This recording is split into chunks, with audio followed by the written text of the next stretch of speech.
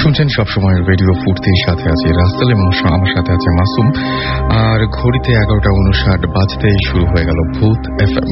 আর ভূত এফএম আপনাদের সবাইকে স্বাগত জানাচ্ছি। এবং আজকের ভূত এফএম হন্টেড বাই এয়ারটেল। আশা করছি আপনাদের অনেক ভালো লাগবে। যারা SMS করছেন এবং SMS পাঠানোর নিয়মটি এখনো জানেন না, তাদেরকে বলি যে আপনার এয়ারটেল নাম্বার থেকে অথবা অন্য যে কোনো নাম্বার থেকে আমাদের SMS করুন। লিখে ফেলুন SHOUT শাউট স্পেস আপনার নাম স্পেস আপনার মেসেজ, পাঠিয়ে দিন 9840 নাম্বারে। আর যারা আজকের শোটা আনফর্চুনেটলি মিস করবেন তাদেরকেও জানিয়ে দিচ্ছি যে এয়ারটেল এম রেডিওর মাধ্যমে আপনি এই শোটি আরো একবার শুনতে পারবেন। এবং সেইটার জন্য আপনাকে যেটা করতে হবে, আপনার এয়ারটেল নাম্বার থেকে ডায়াল করুন 4040 এবং সিলেক্ট করুন চ্যানেল 22। দেখবেন যে একটার পর একটা এপিসোড আপনাকে একটার পর একটা এপিসোড শোনার অপশন দেওয়া হচ্ছে এবং সেখান থেকে আপনার পছন্দের এপিসোডটা আপনি ইচ্ছা করলেই শুনতে পারবেন। And now listeners can get the Bhoot FM tune as their caller tunes, my tunes from Airtel. Bhoot FM tune code is 92125 and you can activate it by sending a SMS. And SMS পাঠানোর নিয়মটি আমি বলছি, আপনি যদি ভূত FM এর এই টিউনটি এবং কলার টিউন হিসেবে অথবা মাই টিউন হিসেবে সেট করতে চান, তাহলে আপনার এয়ারটেল নাম্বার থেকে মেসেজ অপশনে গিয়ে টাইপ করুন CT স্পেস 92125 এবং এটা সেন্ড করুন 3123 নাম্বারে। এই হচ্ছে ঘটনা। এবং আমি যারা বললাম যে SMS পাঠাচ্ছেন তারা তো SMS পাঠাবেন এবং আপনাদেরকে অনেক থ্যাঙ্কস। অনেকটা পথ আমরা পার হয়ে এসেছি আপনাদের সঙ্গে ভূত এফএম এর সাথে। এবং এখনো পর্যন্ত আপনাদের যে পরিমাণ রেসপন্স পাই, আপনারা যে পরিমাণ ইমেল পাঠান আমাদেরকে, যে পরিমাণ SMS পাঠান, অ্যামেজিং। এবং এটা আসলে আপনাদেরকে ধন্যবাদ দিয়েও শেষ করা যাবে না। অ্যান্ড আমার মনে হয় যে আগামী যে সমস্ত শোগুলো আমরা করবো আপনাদেরকে নিয়ে, সেই শোর জন্য আপনারা অনেক অনেক ঘটনা পাঠাবেন। আমি জানিয়ে দিচ্ছি আপনাদেরকে আমাদের ইমেল অ্যাড্রেসটি। আর ইমেল অ্যাড্রেসটি হচ্ছে bhootfm@radiofurti.fm, which is BHOOTFM@radioforti.fm. Anyways, আমরা প্রতি শোতেই যেভাবে আমরা শুরু করি সেরকম একটা ঘটনা দিয়ে আজকে শুরু করব। এবং এটি পাঠিয়েছেন এমন একজন যিনি আজকে এই মুহূর্তে আমাদের সাথে এখানে উপস্থিত থেকে সরাসরি আপনাদেরকে ঘটনাটা বলতে পারছেন না, বাট তিনি আমাদের ইমেল করেছেন এবং তার ইমেলটি ভালো লাগার জন্য আমি পড়ে শোনাচ্ছি। লিখছেন, হাই রাসেল ভাই, আশা করি ভালো আছেন। আমি আশিক ইমতিয়াজ খুলনার দৌলতপুর থেকে বলছি। আমি শুরু থেকেই ভূত এফএম শুনছি। এখন যে ঘটনাটি বলছি তা আমার দাদির মুখ থেকে শোনা। আমার দাদির বাবা, অর্থাৎ আমার বাবার নানা, তিনি একজন মসজিদের ইমাম ছিলেন এবং তিনি মানুষের অনেক ধরনের সমস্যার সমাধান করতেন। একদিন পাশের এক গ্রামের একটি লোক স্বাভাবিকভাবে মারা গেল, কিন্তু তারপর থেকেই শুরু হলো সমস্যা। ওই বাড়ির লোক একে একে মরতে শুরু করলো। ঘটনাটি বাবার কানে আসলো। তিনি বুঝতে পারলেন যে ওই বাড়িতে পুরুষকাল লেগেছে। তারপর তিনি ওই বাড়িতে গেলেন এবং ওই বাড়িতে 4 জন লোক জীবিত। তিনি তাদের সাথে কথা বললেন। তিনি বললেন, তোমাদের বাঁচার একটা উপায় আছে। উপায়টি এরকম, গভীর রাতে ওই বাড়ির 4 কোণায় 4জন মুয়াজ্জিন দাঁড়িয়ে আজান দেবেন। আর ওই সময় প্রথমে যে মারা গিয়েছিল তার কবর খোঁড়া হবে। কথা মতো কবর খোঁড়া হলো এবং অবিশ্বাস্য হলেও সত্য যে লাশের গালের মধ্যে কাফনের কাপড় ছিল, অর্থাৎ মুখের মধ্যে কাফনের কাপড় ছিল, অর্থাৎ লাশটি কাফনের কাপড় খাচ্ছিল। আর আমার বাবার নানার ধারণা এই কারণেই ওই বাড়ির লোকজন একে একে মারা যাচ্ছিল। তখন বাবার নানার নির্দেশে লাশটিকে ওপরে তোলা হলো এবং সেটিকে পুনরায় গোসল ও জানাজা দিয়ে অন্য স্থানে দাফন করা হলো। তারপর থেকে ওই বাড়িতে আর কোনো সমস্যা হলো না। এই ছিল ঘটনা। এবং এরকম অসংখ্য ঘটনা আপনাদের কাছেও আছে আমি জানি। আমাদেরকে ইমেইল করুন। এবং যারা আমাদেরকে এখন SMS করছেন, দেখতে পাচ্ছি ব্ল্যাক ভূত, তিনি লিখেছেন যে তিনি ভূত এফএম পছন্দ করেন। আমাদেরকে জুলফিকার লিখেছেন যে আজকে খুব ভালো লাগছে। এখন তো শুরুই হলো না। নিবিড় আমাদের নাটোর থেকে লিখেছেন যে পিকনিক শেষ করে বাসায় যাচ্ছি, গাড়িতে বসে ভূত এফএম শুনছি। ওয়াও, আমার মনে হয় অনেক এনজয় করছেন। হাদি আমাদের লিখেছেন যে হাদি আলমগীর শাহ নূর রাজশাহী থেকে লিখেছেন আমাদেরকে। শহীদ লিখেছেন, শহীদ উর্মি আলিম তন্নি সামির লিখেছেন, ভাই আমরা সকলে মিলে ভূত এফএম শুনছি এবং ছাদের ওপরে বসে খুব ভালো লাগছে। কামরুল আমাদেরকে লিখেছেন ভালুকা নৌকা থেকে। এছাড়াও আমাদেরকে খিলক্ষেত থেকে সঞ্জিদা SMS করেছেন এফ জে রাব্বি। এছাড়াও আমাদেরকে SMS করেছেন শামীম, SMS করেছেন শিমুল ফয়সাল নাসিম, মিরপুর 2 ঢাকা থেকে, ঢাকা কমার্স কলেজের স্টুডেন্ট তারা, লাইট অফ করে তারা সবাই ভূত FM শুনছেন, থ্যাংক ইউ। মুনিম আমাদের SMS করেছেন, এছাড়াও লামিয়া আমাদের SMS করেছেন এবং তারও অনেক ভালো লাগছে সেটা জানিয়েছেন। আয়নাল SMS করেছেন এসকে রনি, মারুফ গাজীপুর থেকে SMS করেছেন আমাদেরকে তাইফ নরসিংদী থেকে, মিঠু উত্তরা ঢাকা থেকে, রুবেল আমাদেরকে SMS করেছেন হৃদয়, এছাড়াও আলিফ নারায়ণগঞ্জ থেকে।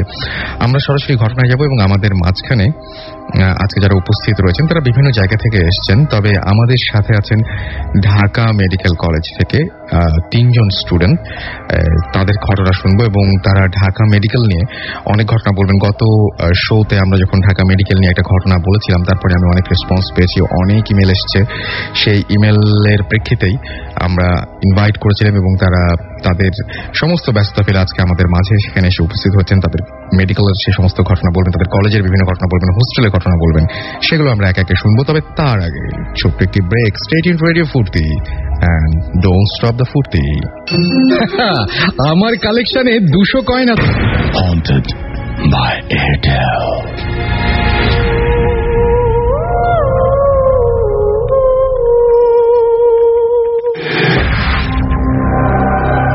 শুনছেন রেডিও ফুর্তি, চলছে ভূত FM হন্টেড বাই এয়ারটেল। যেমন কথা তেমন কাজ। ছোট্ট একটা ব্রেকের পরে ফিরে এলাম আবারও। আমি রাসেল আপনার সাথে আছি এবং আমার সঙ্গে রয়েছে মাসুম এবং আপনারা শুনছেন ভূত FM হন্টেড বাই এয়ারটেল। চলে যাবো আমাদের প্রথম গেস্টের কাছে অ্যান্ড তিনি এসেছেন ঢাকা মেডিকেল কলেজ থেকে। আপনার নামটা বলবেন? আমি ফাহাদ মুনতাসির। ওকে, ফাহাদ মুনতাসির অনেক কষ্ট করে এসেছেন, থ্যাংক ইউ সো মাচ আমাদের সাথে জয়েন করার জন্য। সো কোন ঘটনা দিয়ে শুরু করছি আমরা? আমি আমার জীবনের প্রথম ঘটে যাওয়া একটা ঘটনা দিয়ে শুরু করবো। সেদিন আমি পড়াশোনা শেষ করছি রাত 1:30টার সময়, প্র্যাকটিক্যাল হাতে লিখতেছিলাম। তো আমি যখন ঘুমাবো, মশারি খাটানো হয়ে গেছে, এমন সময় আমার কাজিন ফোন দিলেন শ্যামলী থেকে। তো কাজিন ফোন দিয়ে বললেন যে ওনার এক কর্মচারীর হাতের উপর গাড়ির গ্লাস পড়ছে। আচ্ছা, গাড়ির গ্লাস পড়ার পরে ডেলডয়েড মাসেল, হাতে যে মাসেলটা থাকে যেখানে ইনজেকশন করা হয়, তো ডেলডয়েড মাসেল, উনি তো আর মাসেল ছিলেন না, উনি বললেন যে হাত গুরুতর ভাবে আহত হয়েছে, কেটে গেছে, তো আমি এমার্জেন্সিতে পাঠালাম, তুমি একটু যাও। হ্যাঁ, ওকে। তো আমি যখন এমার্জেন্সিতে যাব, তো আমি তখন একা। তো আমার রুমমেট ছিল নাজমুল। তো নাজমুলকে বললাম যে দোস্ত চল একসাথে যাই, একটু ঘুরে আসি, দেখে আসি কি অবস্থা। নাজমুল কি আপনার সঙ্গে আছেন এই মুহূর্তে? হ্যাঁ, নাজমুল আমার সঙ্গে আছে। হ্যালো বলেন নাজমুল। Hello listeners. সো আপনি নাজমুল, রাইট? হ্যাঁ, আমি নাজমুল, ঢাকা মেডিকেল কলেজ। ওকে, ফাইন। তো আমি নাজমুলকে নিয়ে গেলাম এমার্জেন্সিতে গিয়ে দেখি তো ওই ছেলেটার হাতে অলরেডি সেলাই করা হয়ে গেছে। তারপরে সেটা ড্রেসিং করার পরে, যেহেতু ডেলডয়েড মাসেলের নিচে ছিল হিউমেরাস, একটা বন্স, তো বন্সটা ভেঙে গেছিল। এই কারণে সেখানে প্লাস্টার করার দরকার ছিল। তো প্লাস্টার করা হয়ে গেলে, তো ওর সাথে যে ছেলেটা আসছিল, সেই ছেলেটা ওকে বাসায় নিয়ে যায় আর কি। আচ্ছা। তো এমার্জেন্সি গেট থেকে বের হয়ে আমি নাজমুল চিন্তা করলাম যে এত রাত, শীতের রাত, তো এই সময় হসপিটালের মধ্যে দিয়ে যাব নাকি রিক্সা নিয়ে চাঙ্কারপুলতে যাব। আচ্ছা। তো হলে যাওয়া 2টা রাস্তা, একটা হলো চাঙ্কারপুলতে যাওয়া যাবে, আর একটা হলো মেডিকেল কলেজের ভিতর দিয়ে, হসপিটালের মধ্যে, তারপর মেডিকেল কলেজ, তারপর আমাদের নিউক্লিয়ার মেডিসিন, তারপর মর্গ আছে, ওই পাশ দিয়ে যাওয়া যাবে। ওইটা আমাদের জন্য খুবই সহজ একটা রাস্তা। তো আমরা ভাবলাম যে হসপিটালের মধ্যে দিয়ে যাই, দেখি রোগীগুলো কি অবস্থায় আছে এই শীতের রাতে, তো তাদের কষ্টটা একটু হলেও আমরা আজ করতে পারবো আর কি। তো নাজমুলের সাথে শেয়ার করে 2 জন একসাথে গেলাম। তো যাইতেই হসপিটালের মধ্যে আমাদের লিফট আছে, লিফট 3 তলা পর্যন্ত যাওয়া যায়। তো ওই সময় ইন্টার্নিরত এক ভাইয়া আমাদের হোস্টেলেই থাকেন। তো উনি আমাদের বললেন যে তোমাদের ব্যাচের একটা মেয়ে এই অবস্থায় ভর্তি হয়েছে কিছুক্ষণ আগে, তো ওর আম্মুর সাথে আসছে, তো তোমরা প্লিজ একটু যাও উপরে, কেবিনে যাও, কেবিনে যে দেখো যে ওদের কিছু লাগবে কিনা, কারণ এত রাতে ওর আম্মার পক্ষে সম্ভব না সবকিছু যা কিছু লাগবে তা জোগাড় করা। রাইট। তো এই ক্ষেত্রে আমি আর নাজমুল সিদ্ধান্ত নিলাম যে যাই একটু দেখে আসি, যেহেতু আমাদের এয়ারম্যান। তো আমরা গেলাম, 3 তলায় ওঠার পরে তো আমরা কেবিনে যাব। আমরা জানি যে আমাদের স্টুডেন্টস কেবিন মেল যেটা সেটা হচ্ছে 34 এবং 35 নাম্বার, এবং যেটা ফিমেল মানে স্টুডেন্টস কেবিন সেটা হচ্ছে 19 নাম্বার। আচ্ছা, তো আমরা যথারীতি 19 নাম্বার কেবিন এর আগে কখনো যাই নাই। দ্যাট মিনস যারা হচ্ছে মানে এমনি জেনারেল পেশেন্ট তাদের যে ওয়ার্ডগুলো থাকে সেখান থেকে স্টুডেন্টদের ওয়ার্ডগুলো একটু আলাদা জায়গায় হয়, একটু অন্য জায়গায় হয়, এক জায়গায় হয়, কিন্তু কেবিনগুলো আমাদের আলাদা। তো 19 নম্বর কেবিন নার্সকে জিজ্ঞেস করলাম যে সিস্টার 19 নম্বর কেবিনটা কোন দিকে। তো উনি বললেন যে 19 নম্বর কেবিনে তো কেউ নাই, আপনারা অপোজিট কেবিনে যান, সর্বশেষ যে কেবিনটা আছে ওই কেবিনে যান। ওই কেবিনে ঢাকা মেডিকেলের একজন স্টুডেন্ট ভর্তি হয়েছে। আচ্ছা, তো ওনার কথা শুনে আমি আর নাজমুল ওইদিকে যাচ্ছিলাম। তো আশ্চর্য লাগলো একটা জিনিস, যে প্রত্যেকটা দরজাতে তালা মারা। অন্যান্য বাকি যেসব কেবিনগুলো ছিল কেবিন নাম্বারটা আমার তখন আমি জানি না এবং এখনো দেখিনি, তবে সর্বশেষ কেবিন যেটা সেইটাতে। আচ্ছা, তো করিডোর দিয়ে যাচ্ছি আমি নাজমুল, কিন্তু একটাও লাইট নাই সেখানে, অন্ধকার একটা। এটা তো ন্যাচারাল না বোধহয়, মনে হয় না। তারপর আমরা গেলাম কেবিনের সামনে। তো কেবিনের ভিতরে দেখলাম যে অন্ধকার, দরজাটা ভাজানো আছে কিন্তু মানে তালা মারা নাই। মনে হলো যে কেউ আসছে ভিতরে। তো এরকম সময় আমি 2 বার নক করলাম যে হ্যালো, কেউ আসছে কিনা। তো ওই মেয়ের নাম ছিল স্নেহা। আচ্ছা, তো স্নেহাকে ডাকলাম, স্নেহা বললাম। তারপর দেখি কোনো রেসপন্স নাই। তো আমি নাজমুলকে বললাম যে দোস্ত তুমি যাও, একটু করিডোরের লাইটটা জ্বালাও আর দেখি খোলে কিনা, মানে কেউ সাড়া দেয় কিনা। তো এইরকম সময় দেখি যে এক ভদ্রলোক উনি আসলেন। তো উনি এসে আমাকে বললেন যে এই তুমি আমার সাথে ভিতরে আসো। তো আমি ভাবছি যে উনি হয়তো ডাক্তার। তো ওনার সাথে ভিতরে গেছি। ভিতরে যাওয়ার পর উনি বললেন যে দরজাটা লাগাই দাও। লোকটার বর্ণনা দেন একটু, লোকটা কেমন ছিল? লোকটা স্বাস্থ্য ভালো, দেখে মনে হচ্ছে যে একজন ডাক্তার। তো মানে অ্যাপ্রন ছিল সাথে। আচ্ছা, অ্যাপ্রন ছিল, এটা দেখে বুঝছি যে উনি ডাক্তার। তো এত রাতে ডাক্তার ছাড়া তো কারো আসার কথা না। তারপর উনি বললেন যে ঘরের ভিতর অন্ধকার। তো উনি বললেন তুমি লাইটটা অন করো। তো আমি মোবাইলটা বের করলাম পকেট থেকে, বের করে মোবাইলের যে ক্ষীণ আলো সেটা দিয়ে আমি খুঁজতেছিলাম যে কোথায় বোর্ড। তো আমি যখন বোর্ডটা খুঁজতেছি এইরকম সময় আমি বেডের সাথে ধাক্কা খাই। ওখানে ধাক্কা খাওয়ার পর আমার মোবাইলটা পড়ে যায়, এবং আমি যখন আমার হাতটা পড়ে বেডের উপর তখন আমি অস্বাভাবিক কিছু জিনিস মানে অনুভব করলাম। কিরকম সেটা? সেটা হলো আমি যেটা স্পর্শ করলাম সেটা মনে হচ্ছে একটা মানুষের শরীর, কিন্তু সেটা মানে লিভিং বডি না, ডেড বডি। আর মেডিকেল টার্মে ডেড বডিকে ক্যাডেভার বলা হয়। আচ্ছা, তো আমরা সাধারণত যে ফার্স্ট ইয়ার সেকেন্ড ইয়ার স্টুডেন্টরা আমরা অ্যানাটমি ডিসেকশন হলে যেসব ক্যাডেভার গুলো মানে ডিসেকশন করি সেগুলো মূলত মানে শক্ত হয়, স্কিনের মধ্যে ফ্লুইড থাকে না ফরমালিন দেওয়ার কারণে, এবং একটা গন্ধ থাকে ফরমালিনের। তো ফরমালিনের গন্ধ সাধারণত নাকে গেলে মানে চোখে জলে আর কি, চোখ দিয়ে পানি ঝরে। তো যাই হোক আমি স্পর্শ করলাম, তো মনে হলো এটা একটা ডেড বডি। তো আমি অবাক হলাম যে এখানে ডেড বডি থাকার কথা না, এখানে তো সাধারণত স্নেহা বা অন্য কারো থাকার কথা বা ওর আম্মুর।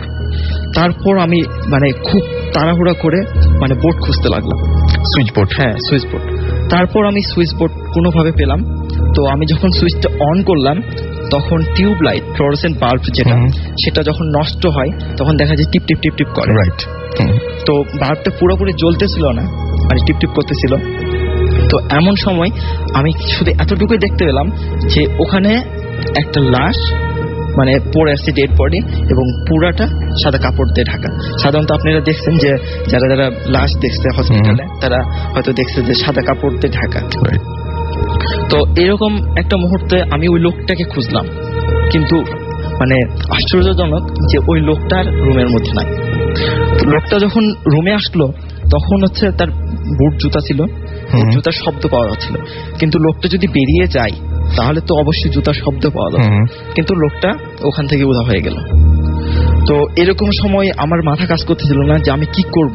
আপনি একটা পেশেন্ট দেখতে এসেছেন, দেখলেন যে বিছানায় শুয়ে আছে একটা ডেড বডি, এবং যে লোকটি আপনাকে বলেছিলেন যে এই দিকে আসো সেই লোকটি সেই মুহূর্তে নাই। তারপর আমি নাজমুলকে যে ডাকবো, নাজমুল তখনও হচ্ছে বাইরে, মানে ও সুইচ খুঁজতেছিল ওখানকার। তো নাজমুলকে আমি ডাকবো, আমার গলাতে কথা বের হচ্ছে না।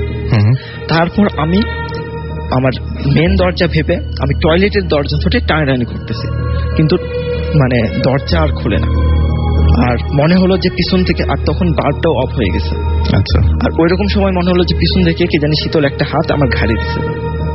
আচ্ছা। এই তারপর আমি আর মানে কিছু মনে নেই, তখন আমি সেন্সলেস অবস্থায় পড়ে গেছি। তো পরে যখন আমি জ্ঞান ফিরছে তখন নাজমুলের কাছ থেকে আমি বাকিটা শুনলাম। নাজমুল, আমি আপনাকে একটু জিজ্ঞেস করি যে আসলে বেসিক্যালি উনি যখন রুমের মধ্যে গেলেন তখন বাইরে আপনি কি করছিলেন বা কি অবস্থা ছিল? আসলে বাইরে আমাকে তখন মুনতাসির বলছিল যে যেহেতু আমরা পেশেন্ট দেখতে যাচ্ছি, আমাদের ক্লাসমেট, তো কিছু খাবার দাবার যেমন ধরেন জুস বা কেক এই টাইপের কিছু আনার জন্য লাইট অফ অন করতে বলা হয়েছিল, কিন্তু লাইট খুঁজে পাইনি আমি সুইচ বোর্ড। তো আমি চলে গেছি ইমার্জেন্সি। আশেপাশে দেখা যায় সবসময় আপনার দোকানগুলো খোলা থাকে অনেক রাত পর্যন্ত, যেহেতু ইমার্জেন্সি মানে যে কোনো সময় লাগতে পারে। তো আমি নিচে যে খাবার দাবার একটা জুস কিনে তারপর আসলাম। এখন সেই নিচে যাওয়া এবং আসা এর মধ্যে যে সময়ের ব্যবধানটা, এটা আপনার 15 থেকে 20 মিনিট হবে। এর মধ্যে সম্ভবত এটা হচ্ছে, এটা আসলে ও ভিতরে কি ঘটছে এটা জানি না। আমি যাওয়ার পর কি অবস্থায় পেলেন? আমি যাওয়ার পর সব মানে নর্মাল, সব নর্মাল। এখন আমার প্রশ্ন হচ্ছে যে আপনি যখন ভেতরে ঢুকলেন তখন আপনি বেডে কি দেখতে পেয়েছিলেন? আচ্ছা, আমি তখন আসলে বেডে একটা ডেড বডি ছিল আসলে। হ্যাঁ, ডেড বডি ছিল, কিন্তু ওই ডেড বডিটা মানে ও যেরকম বলছে যে ওই যে লোকটা এরকম টাইপের ওরকম, কিন্তু ওইটা নর্মাল আপনার যে ডেড বডি যেরকম থাকে। আসলে পরে আমরা ইনফরমেশন নিয়ে জানা গেল যে বেওয়ারিশ লাশগুলো যে থাকে, ওই বেওয়ারিশ লাশগুলা সাধারণত আপনার যে ওইটা থেকে বোনস প্রসেস করে, বোনস গুলো বিক্রি করা হয় বা বিভিন্ন কাজে এগুলোর ভিসেরাগুলো সেল করা হয়। ওটা ওরকম একটা বেওয়ারিশ লাশ, এটা সাধারণত মর্গে নেওয়ার কথা, কিন্তু মর্গে নেওয়ার আগে ওখানে মানে আপাতত এখন আমি যাওয়ার পর এভরিথিং ইজ নর্মাল, সবকিছু মানে আগের মতোই, কিন্তু মুনতাসির জাস্ট মানে ওর ফিট হয়ে আছে। আমি যা বললাম যে কি হচ্ছে মুনতাসির, তারপর ওর মুখে পানি টানি দিয়ে আমি নিজেও একটা নার্ভাস ফিল করতেছিলাম, কারণ যেহেতু এরকম রুমের মধ্যে একা, তারপর একটা ডেড বডি রুমের মধ্যে ছিল, এটা আসলে স্বাভাবিক। আর ওখানে কি করছিল, এটা তো একটা হ্যালোজিনেশন হতে পারে যে ওরকম যে একটা কি শীতল হাত, যে কারণ ডেড বডিটা নরমাল ছিল যে ন্যাচারাল যেরকম থাকে, বাট একা একটা অন্ধকারের মধ্যে উনি আসলে এক্সপেক্ট করেন এরকম কিছু যে এখানে ডেড বডি থাকবে। এনিওয়েজ, এই যে যারা ঘটনাতে প্রচন্ড ভয় পেয়েছেন তাদেরকে ভয়টা একটু ভাঙিয়ে দিই। আর সেটি হচ্ছে এখানে এই ঘটনার মধ্যে দুটো জিনিস আছে, একটা হচ্ছে যে প্রচন্ড ভয়, সেটা আপনারা পেয়েছেন অলরেডি আমি মনে করি। আর আরেকটা জিনিস আছে, সেটা হচ্ছে যে একটা ইনফরমেশন দিয়েছেন আমাদের ঢাকা মেডিকেল কলেজের স্টুডেন্টরা, সেটা হচ্ছে যে আপনি যখন ফরমালিনের সামনে যাবেন তখন নাক জ্বলবে, চোখ জ্বলবে আর কি, নাকের ঝাঁঝালো কোনো গন্ধ লাগবে। সুতরাং বাজারে যে যখন মাছ কিনবেন তখন অবশ্যই নাকের কাছে ধরে একটু টেস্ট করতে পারেন যে এটা তোমার ফরমালিন দেওয়া আছে কিনা। শুকে দেখলেন চোখ জ্বলছে কিনা, তাহলে বলেন ভাই ফরমালিন দেওয়া মাছ, এটা তো নিব না। এটা একটা ভালো জিনিস পাওয়া গেল আর কি এখান থেকে। অলরাইট, সো আমরা এখন যেটা করবো, মাসুম যদি হাত ইশারা করে তাহলে আমি ব্রেকে যাব, আর না হলে আবার নেক্সট ঘটনায় চলে যাব। একটা ছোট্ট ব্রেক লাগবে না নাকি? সো একটা ছোট্ট ব্রেকের পরে আবারও ফিরে আসছি স্ট্রেট ইনটু রেডিও ফুর্তি, এন্ড ডোন্ট স্টপ দ্য ফুর্তি। Haunted by Airtel.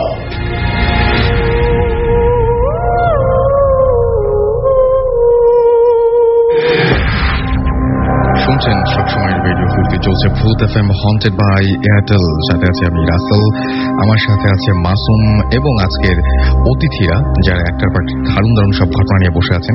আমার মনে হয় যে আপনি কিছু বলতে চাচ্ছেন, বলে ফেলুন।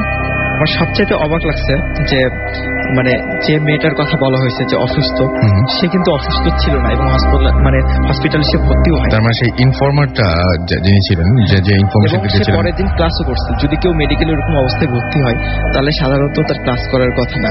এটা আমি ভুলে গেছিলাম। এবং মানে রুমের যে লাইটটা আমি দেখছি যে মানে টিপ টিপ করতেছিল, সেটা যখন আমার জ্ঞান ফেরে তখন দেখি যে অটোমেটিক জ্বলতেছে। আচ্ছা, তার মানে ওই মুহূর্তটা সবকিছু এলোমেলো ছিল। অলরাইট, আমাকে ঐশী খুলশি থেকে লিখেছেন যে ভূত এফএম শোনার জন্য প্রতি ফ্রাইডে ওয়েট করি। আমাকে লিখেছেন তপন ফ্রম ড্রেমরা যে ভূত এফএম অনেক ভালো লাগছে। লাবণ্য আমাকে লিখেছেন ময়মনসিং থেকে, আমি ভাইয়া আম্মু একসাথে ভূত এফএম শুনছি। ইমরান, অন্তর, মৃদুল, জনি, এরা আপনারা সবাই রেডি। অ্যান্ড আলমগীর ময়মনসিংহ থেকে লিখেছেন যে আমরা সবাই ভূত এফএম শুনছি। নাবিলা আমাদেরকে SMS করেছেন এবং নাবিলাও এই মুহূর্তে আমাদের সঙ্গে রয়েছেন। আমাদের সঙ্গে রয়েছেন সপ্তিক হরিয়ান থেকে এবং আমাদের সাথে আছেন মাহি ফ্রম খুলনা ফুলবাড়িঘাট। আমাদের সাথে জহির আছেন কালীগঞ্জ থেকে। এছাড়াও অনন্ত আছেন আমাদের সঙ্গে ফরিদাবাদ থেকে। এছাড়াও জুবায়ের এবং জুনায়েদ দুজনেই রয়েছেন। রনি এবং মিল্টন রয়েছেন। রাজীব দাস সিলেট থেকে আমাদের সঙ্গে রয়েছেন। কল্যাণ রয়েছেন কাতিপাড়া থেকে। পারভেজ মানিকগঞ্জ থেকে। SK রনি আমাদের সঙ্গে রয়েছেন, SMS করেছেন বেশ কিছু এবং আমাদের সাথে SMS করেছেন আমাদেরকে সাব্বির ইসলাম। এছাড়াও আমাদেরকে SMS করেছেন শুভ্র পটুয়াখালী থেকে, অনেক দূর থেকে SMS করেছেন। এছাড়াও আমাদেরকে SMS করেছেন mister Akbar, Shafiq and DVD ভূত সহ আরো অনেকে। আর যারা ঢাকা স্টুডেন্টে এখন ঢাকা ইউনিভার্সিটিতে এখন স্টুডেন্ট এবং যারা বিভিন্ন মেডিকেল কলেজের স্টুডেন্ট, তাদের কাছে অনেক ঘটনাগুলো ভালো লাগবে, অনেকে রিলেট করতে পারবেন এবং অনেকে নিশ্চয়ই রেসপন্স করবেন, আমি সেটা আশা করবো।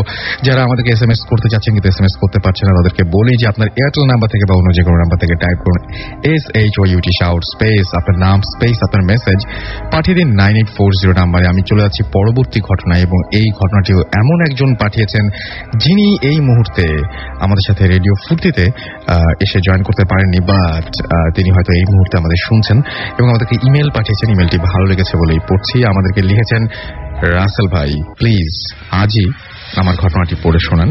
এটা না পড়লে আর ঘটনা পাঠাবো না, কারণ এটি আমার জীবনের শ্রেষ্ঠ ঘটনা। আমার নাম আনোয়ার হোসেন, আমার ঠিকানা মামুন স্মৃতি পাবলিক স্কুল জামালপুর এবং তারপরে তিনি মোবাইল নাম্বার দিয়েছেন।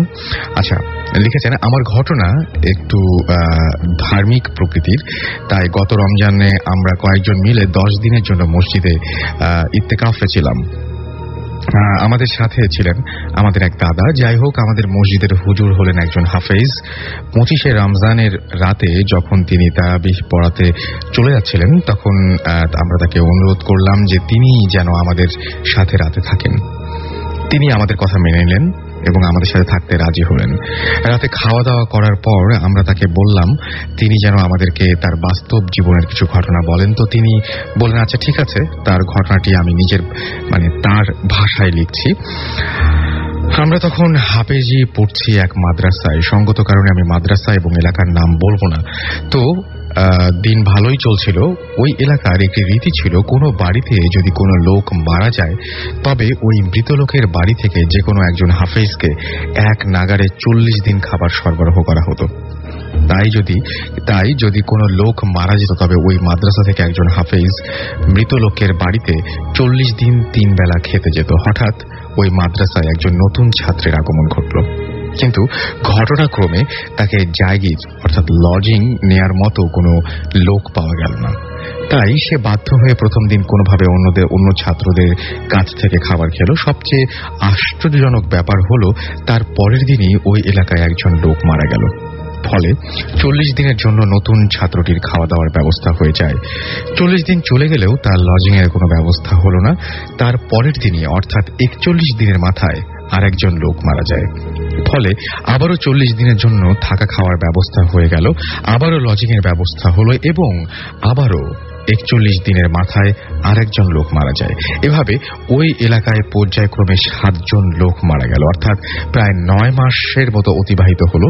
এই অবস্থায় ওই মাদ্রাসার সুপার অর্থাৎ প্রধান হুজুর একটি স্বপ্ন দেখলেন। স্বপ্নে তিনি দেখলেন যে একটি কণ্ঠ তাকে বলছে যে আপনাদের মাদ্রাসায় যে নতুন ছেলেটি এসেছে সে ভবিষ্যতে একজন সেই রকম ধরনের একজন ইমানদার একজন বা বিশেষ কেউ একজন আর কি। তিনি বলছেন যে এভাবে তার এই জন্যই আল্লাহ তার খাওয়া দাওয়ার ব্যবস্থা করছেন। পরের দিন সকালে ওই সুপার এলাকার চেয়ারম্যান এবং গণ্যমান্য লোকদের ডেকে ওই ছেলেটির লজিং এর ব্যবস্থা করেন এবং সমস্ত ব্যাপারটি সবার কাছে লুকিয়ে রাখেন। পরে তিনি ওই ছাত্রটিকে ডেকে তাকে পরীক্ষা করেন এবং ঘটনার সত্যতা প্রমাণিত হয়। পরে তিনি সব ছাত্রদের কাছে ঘটনাটি খুলে বলেন এবং ওই ছাত্রটিকে মাদ্রাসার সুপার নিযুক্ত করেন। আশ্চর্য হলেও সত্য, পরবর্তী 2 বছরে ওই এলাকায় আর একটি লোকও মারা যায়নি। এই ছিল হুজুরের ঘটনা। পরের দিন সকালে ফজর নামাজ পড়তে তিনি চলে যান। তারপর আমাদের যা ঘটে তা 29 রমজানের রাতে। বলে রাখি, নিয়ম হলো যারা ইত্তেকাফে থাকবে তারা বিজোড় রাত্রিতে ইবাদতে কাটাবে। তাই আমরা সবাই সেদিন নামাজ কালাম পড়ে 12:30টায় ঘুমাতে যাই। এবং আমাদের সাথে যে যার দাদাটি ছিলেন তিনি অনেক পরহেজগার, তো তিনি শোবার আগে প্রতিদিনের মতো দোয়া কালাম পড়ে মসজিদের দরজা ভালো করে খিল দিয়ে বন্ধ করলেন। সবাই শুয়ে পড়ল, তবু আমরা ঘুমালাম না, বরং না ঘুমিয়ে তাসবিহ তেলাওয়াত করছিলাম। পুরো মসজিদে পিনপতন নীরবতা। এমন সময় হঠাৎ করে ঠাস করে একটা শব্দ, মসজিদের দরজা খুলে গেল। বাইরে লাইট জ্বালানো ছিল। লাইটের আলোয় আমরা দেখতে পেলাম অনেকগুলো ছোট ছোট কি যেন মসজিদে ঢুকছে। আমাদের কারো সাহস হলো না দরজা বন্ধ করে আসার। দাদা গিয়ে দরজা বন্ধ করে আসলেন। ঠিক কিছুক্ষণ পর পুরো মসজিদে একটি সুবাস ছড়িয়ে পড়ল। তারপর আমরা সবাই একসাথে অনেক কি বলবো, কালাম পড়ার শব্দ শুনতে পেলাম এবং অনেকক্ষণ পর গুঞ্জন থামলো। এবারও দরজা খুলে গেল, কিন্তু কোনো শব্দ হলো না। এবার আমরা স্পষ্ট দেখলাম অনেকগুলো ব্যাঙ বেরিয়ে গেল মসজিদ থেকে। তারপর আমরা সবাই উঠে পড়লাম এবং লাইট জ্বালালাম। দেখলাম 3টা বাজে। একটু পর আমাদের সবার বাড়ি থেকে খাবার এলো এবং সবাই সেহরি খেলাম। পরে দাদা আমাদের বললেন ওগুলো জিন ছিল। এই ছিল আমার ঘটনা এবং তিনি এই ঘটনাটি পড়তে অনুরোধ করেছেন। আমি ঘটনাটি পড়ে ফেললাম। আশা করছি আপনাদের ভালো লেগেছে। আর যারা ঘটনা পাঠাতে চান এরকম ভাবে এবং স্টুডিওতে উপস্থিত থাকতে চান নেক্সট ভূত এফএম আমাদের সঙ্গে, তারা আমাদেরকে ইমেইল করুন এবং ইমেইলে অবশ্যই যে ঘটনাটি যেটা সত্যি আপনার জীবনে ঘটেছে সেরকম ঘটনাই পাঠাবেন। এবং মন গড়া, যেটা আপনি নিজেরই বিশ্বাস হয় না সেরকম কোনো ঘটনা ইনশাআল্লাহ আপনারা পাঠাবেন না। আপনাদেরকে আরো একবার অ্যাড্রেসটি জানিয়ে দিই, bhutfm@radiofurti.fm, which is BHOOTFM@radioforti.fm। এবং অবশ্যই নাম, ঠিকানা ও ফোন নাম্বার সহ আপনাদের ঘটনাগুলো পাঠাতে হবে। উল্লেখ করতে হবে যে আপনি আসলে কি চান। আপনি কি চান যে এই ঘটনাটি আমরা পড়ে শোনাই, নাকি আপনি চান যে আপনি নিজে সেখানে উপস্থিত থেকে এই ঘটনাটি বলবেন। আর যারা দেশের বাইরে থেকে আমাদের শো শুনছেন তাদেরকে বলি যে অবশ্যই আপনারা সবচাইতে ভালো হয় যদি আপনাদের ফাইলগুলো, আপনাদের যে ঘটনাটা সেই ঘটনাটাও রেকর্ড করে সেই অডিও ফাইলগুলো আমাদের কাছে পাঠিয়ে দিন। দেশের ভেতরেও যারা বিভিন্ন শহরে আছেন এবং ভূত এফএম শুনছেন তারাও একইভাবে আমাদেরকে ঘটনা পাঠাতে পারেন। চলে যাব আবারও নেক্সট ঘটনায় এবং আমাদের সঙ্গে আরো একজন গেস্ট রয়েছেন, তার ঘটনায় আমরা চলে যাই। লিসনার, আমি টরি নয়াপল্টন থেকে। আমি আমার ছোট খালার সাথে একটা ঘটনা বলতে যাচ্ছি এবং আপনার সঙ্গে আপনার হাজবেন্ড রয়েছেন, তার সাথে একটু কথা বলে ফেলি আমরা। সো আপনার নামটা একটু বলবেন প্লিজ। আমার নাম শেখ রাসেল হোসেন প্রিন্স। ওকে, আমি নয়াপল্টন থেকে এসেছি। সো শুরু করি আমরা। হ্যাঁ, এটা প্রায় 1974-এর দিকের ঘটনা। আমার খালামণি তখন এজ 9 ইয়ার্স। তো একদিন সন্ধ্যায় তিনি কোনো কাজ করতে বা কোনো একটা কিছুর জন্য উঠোনের দরজায় যায়।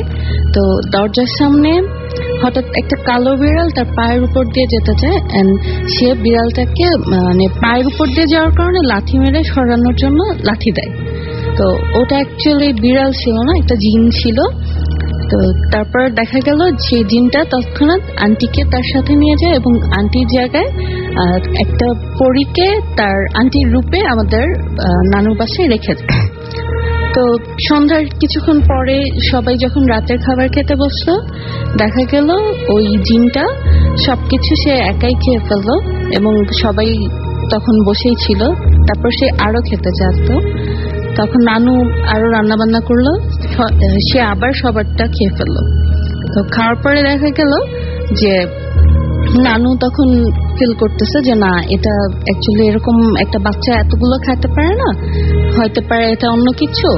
তো নানুর একটা ভাই ছিল, তো তাকে দেখানো হয় বাসায় মামাকে। তো নানা এসে বাসায় আসার পরে বলে যে আচ্ছা ঠিক আছে, এইরকম যখন হচ্ছে আমি তাহলে একটা হুজুরকে ডেকে নিয়ে আসি। একটা হুজুরকে ডেকে নিয়ে আসে। তখন সে এসে দেখার পর বললো যে হ্যাঁ, এটা কিছু একটা হয়েছে, তো আপনারা কালকে আসরের নামাজের পরে আমার সাথে আসেন, আমি আপনাদেরকে তার কাছে নিয়ে যেতে হবে। আচ্ছা, ওকে, হ্যাঁ, একটা হুজুরের কাছে নিয়ে যাব, উনি আমার চাইতে বেটার বুঝবে কি হয়েছে। তো আপনারা কালকে আসর নামাজের পরে আমার সাথে যাবেন। তো তো নেক্সট ডে তো আসর নামাজের পরে সবাই আসলো, সেই নানাটা আসলো, নানার সাথে তার একটা ফ্রেন্ডকে নিয়ে আসছিল। তো দেখা গেল যে তাকে যখন যেতে বলা হচ্ছে সে যাবে না, সে যেতে চাইলো না বলে চুপ করে বসেছিল। তো তাকে ভাবলো যে কুলে করে উঠে নিয়ে যাবে, এত তার ওয়েট বেড়ে গেছিল তাকে কুলে উঠাতে পারতেছিল না, তারা 2-3 মিলে নিতে পারতেছিল না। তখন চিন্তা করলো যে রিক্সা দিয়ে তো তাকে নিয়ে যাওয়া যাবে না, তখন একটা ভ্যান নিয়ে আসলো। ভ্যান নিয়ে এসে দেখা গেল ওই ভ্যানের ড্রাইভার আরো 2-3 জন, টোটাল 4-5 জন মিলে তাকে উঠিয়ে ভ্যানে বেঁধে নিয়ে যাওয়া শুরু করলো। তো ভ্যান দিয়ে যখন নিয়ে যাচ্ছিল রাস্তায় তখন কিছু ঘটনা ঘটে। কিছু দূর যাওয়ার পরে ভ্যানটার এগোচ্ছিল না সামনের দিকে, ওয়েটের কারণে বা অন্য কোনো কারণে। হ্যাঁ, ওটা তখন প্রচন্ড ওয়েট গেইন করে, মানে ভার হয়ে যায়, কোনোভাবেই যাচ্ছিল না। তখন নানু আয়াতুল কুরসি পড়া স্টার্ট করে এবং বিভিন্ন দোয়াটা পড়তে থাকে, জিকির করতে থাকে সবাই, তখন ওটা আস্তে আস্তে যায়। তারপর তারা অনেক কষ্টের পরে সেই হুজুরের ওখানে পৌঁছায়, যে দেখে যেই হুজুরের কাছে তারা গেছে সেই হুজুর অন্য মানে কোনো এক কাজে অন্য কোথাও গেছে, সে ছিল না তখন তার প্লেসে। তো ওনার সাগরেদ টাগরেদ ছিল আরো, তারা মানে হুজুরের কাছে শিখতো। তো তখন তারা বললো যে আপনি যা যা করার মানে দোয়া টোয়া পড়া, তাবিজ টাবিজ দিয়েছে, মানে মোটামুটি যা যা করার দরকার ছিল তারা করে দিয়েছে যতটুকু পারতো। আর বলছে যে হ্যাঁ, বড় হুজুর কালকে বা পরশু চলে আসবে, আপনারা তাহলে তখন আসেন, তখন দেখাতে পারবেন। আর আপাতত আমি যা করেছি এনাফ। তো বাসে যাওয়ার পরে দেখলো যে হ্যাঁ ওকে এনাফ, তো অবশ্যই এটা তেমন ডিস্টার্ব কিছু করতো না, চুপচাপ সে তার মতো ধ্যান ধরে বসে থাকতো, নড়াচড়া করতো না, কথা টথাও বলতো না কারোর সাথে, শুধু খাওয়ার সময় খেতে চাইতো, আর একটু পরপর তার খিদে পেতো, অনেক বেশি বেশি খেতে চাইতো। আর দেখা যেত মাঝে মধ্যে রাতের বেলা সে চলে যেতে চাইতো, বাইরে যেতে চাইতো। তা এত রাতে একটা মেয়েকে বাইরে যেতে দেওয়া যায় না, তো সেই জন্য আর কি তাকে বাইরে যেতে দেওয়া হতো না। তখন নেক্সট ডেতে নানা গেল সেই বড় হুজুরের খোঁজ নিতে যে সে ফিরছে কিনা, যে দেখে যে সে তখনও ব্যাক করে নাই। তো ব্যাক করে নাই, এখন কি করার, গেল বাসে ব্যাক করলো। ব্যাক করার পরে এখন অন্য হুজুর তো দেখাতে হবে, এভাবে তো বসে থাকা যাবে না। তো আরো অন্য যে কয় জায়গায় হুজুর যোগাযোগ করে পাওয়া গেছে, সবাইকে আনা হয়েছে। তো 2-3 জনের পরে একজন বলছে যে এইটা অ্যাকচুয়ালি আপনাদের মেয়ে না, এটা জিন একটা আপনার মেয়ের রূপে রেখে গেছে, আপনি যদি ওকে পাহারা দিয়ে না রাখেন, কোনোভাবে যদি ও এখান থেকে স্কেপ করে, দেন আপনার মেয়েকে আর ওরা ব্যাক করবে না। আচ্ছা। তো দেখা গেল তখন সবাই মিলে ওটাকে একের পর এক পাহারা দিয়ে দিয়ে রাখতো, কেউ রাতে ঘুমাতো, কেউ জেগে থাকতো, এরকম করে ওটাকে 24 ঘন্টায় পাহারা দিয়ে রাখতো। আর ওর যত ফরমাইশ ছিল ওগুলা পূরণ করা হতো, যেমন খাওয়া দাওয়া যা সে খেতে চাইতো। তারপর এরকম প্রায় প্রতিদিনই ওই হুজুরের খোঁজ নিতে যাওয়া হতো, কারণ অন্য কোনো হুজুর কিছু করতে পারতেছিল না। তো খোঁজ নিতে যাওয়া হতো, হুজুর আসে না। সেই 14-15 দিন পরে দেখা যায় যে হুজুর একদিন নিজেই আমাদের নানু বাসায় চলে আসে এবং এসে বলে যে কি ব্যাপার, কি হয়েছে, আমি শুনলাম আপনারা আমাকে অনেক খোঁজ করতেছেন, এই জন্য আমি নিজেই এখানে চলে আসলাম। তারপরে তো উনি দেখলো, দেখার পরে উনি তার যা যা করার দরকার এই জন্য কিছু জিনিসপত্র চাইলো।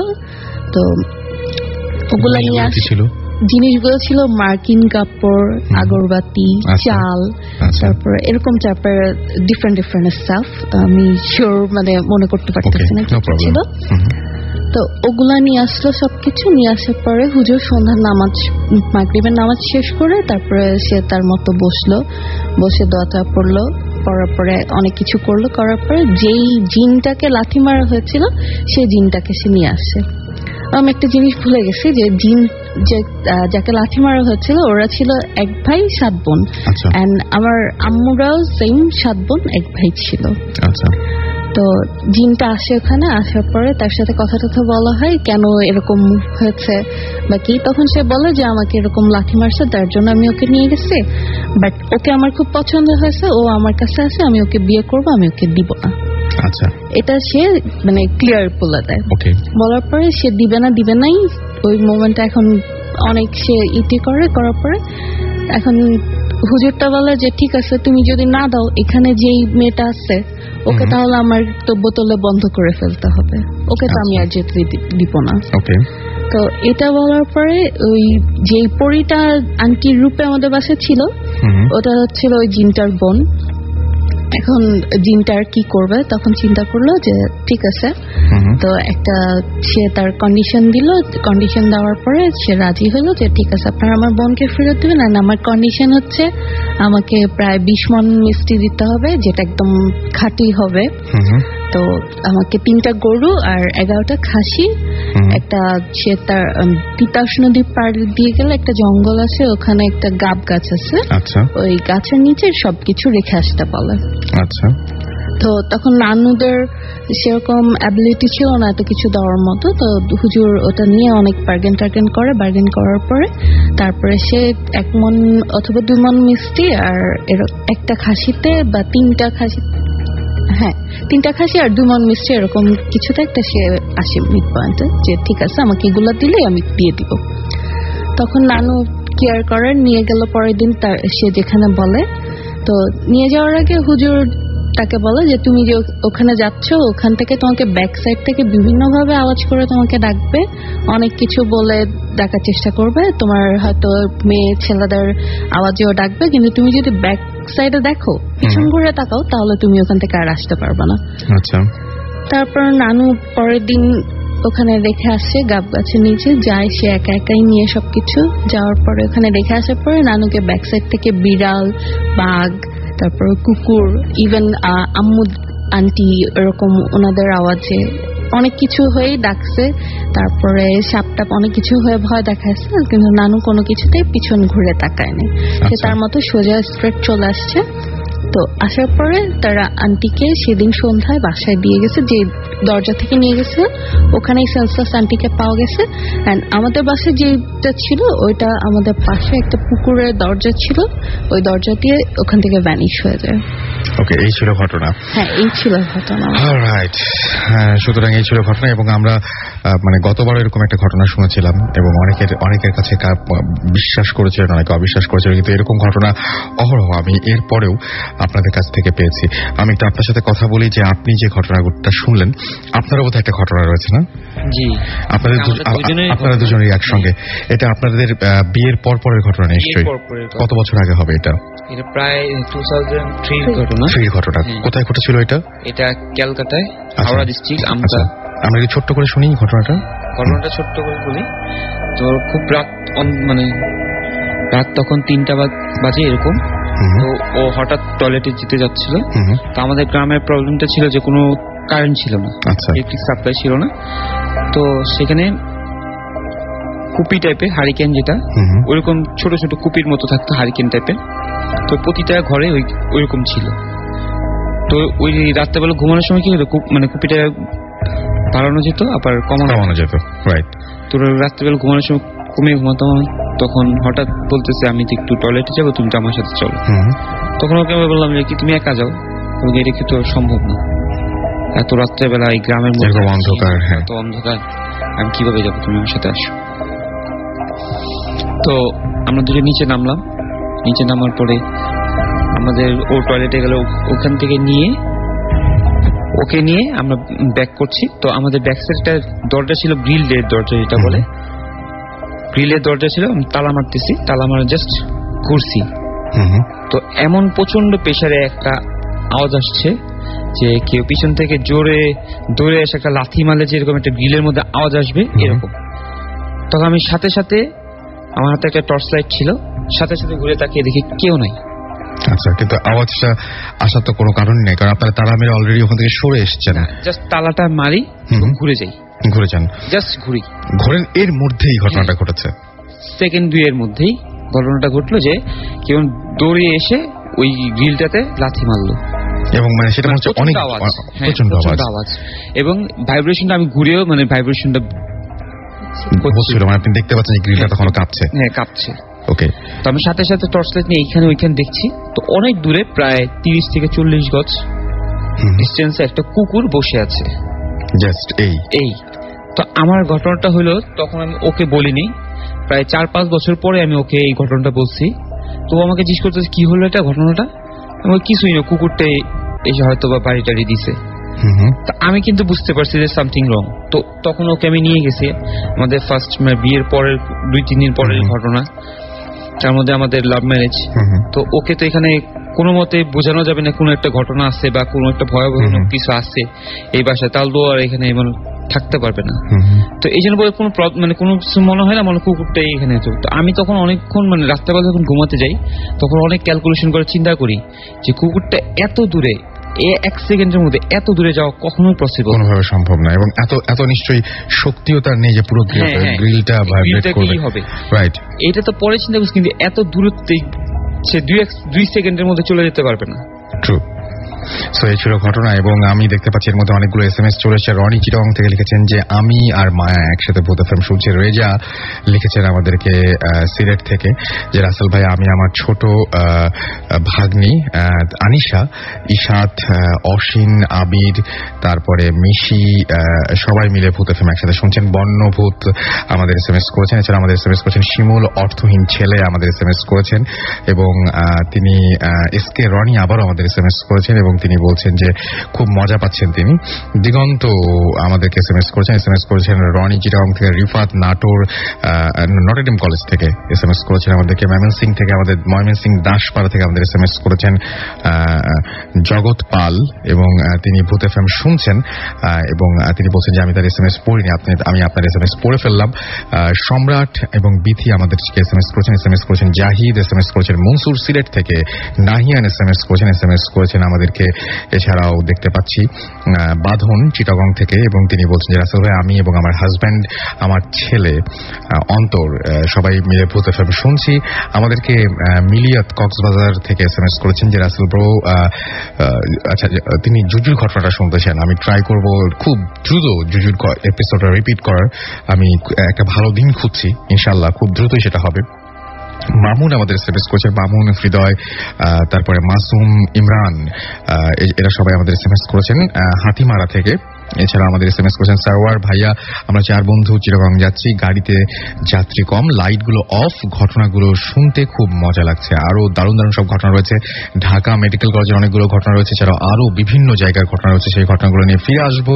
তার আগে ছোট্ট একটা ব্রেক, কোথাও যাবেন না। যাওয়ার আগে জানিয়ে দিয়ে আমাদের SMS করার নিয়মটি, আপনার এয়ারটেল নাম্বার থেকে বা অন্য যে কোনো নাম্বার থেকে SMS করুন। লিখে ফেলুন SHOUT শাউট স্পেস আপনার নাম স্পেস আপনার মেসেজ পাঠিয়ে দিন 9840 নাম্বারে। ফিরে আসছি একটু পরে। Stay tuned Radio Furti and don't stop the Furti.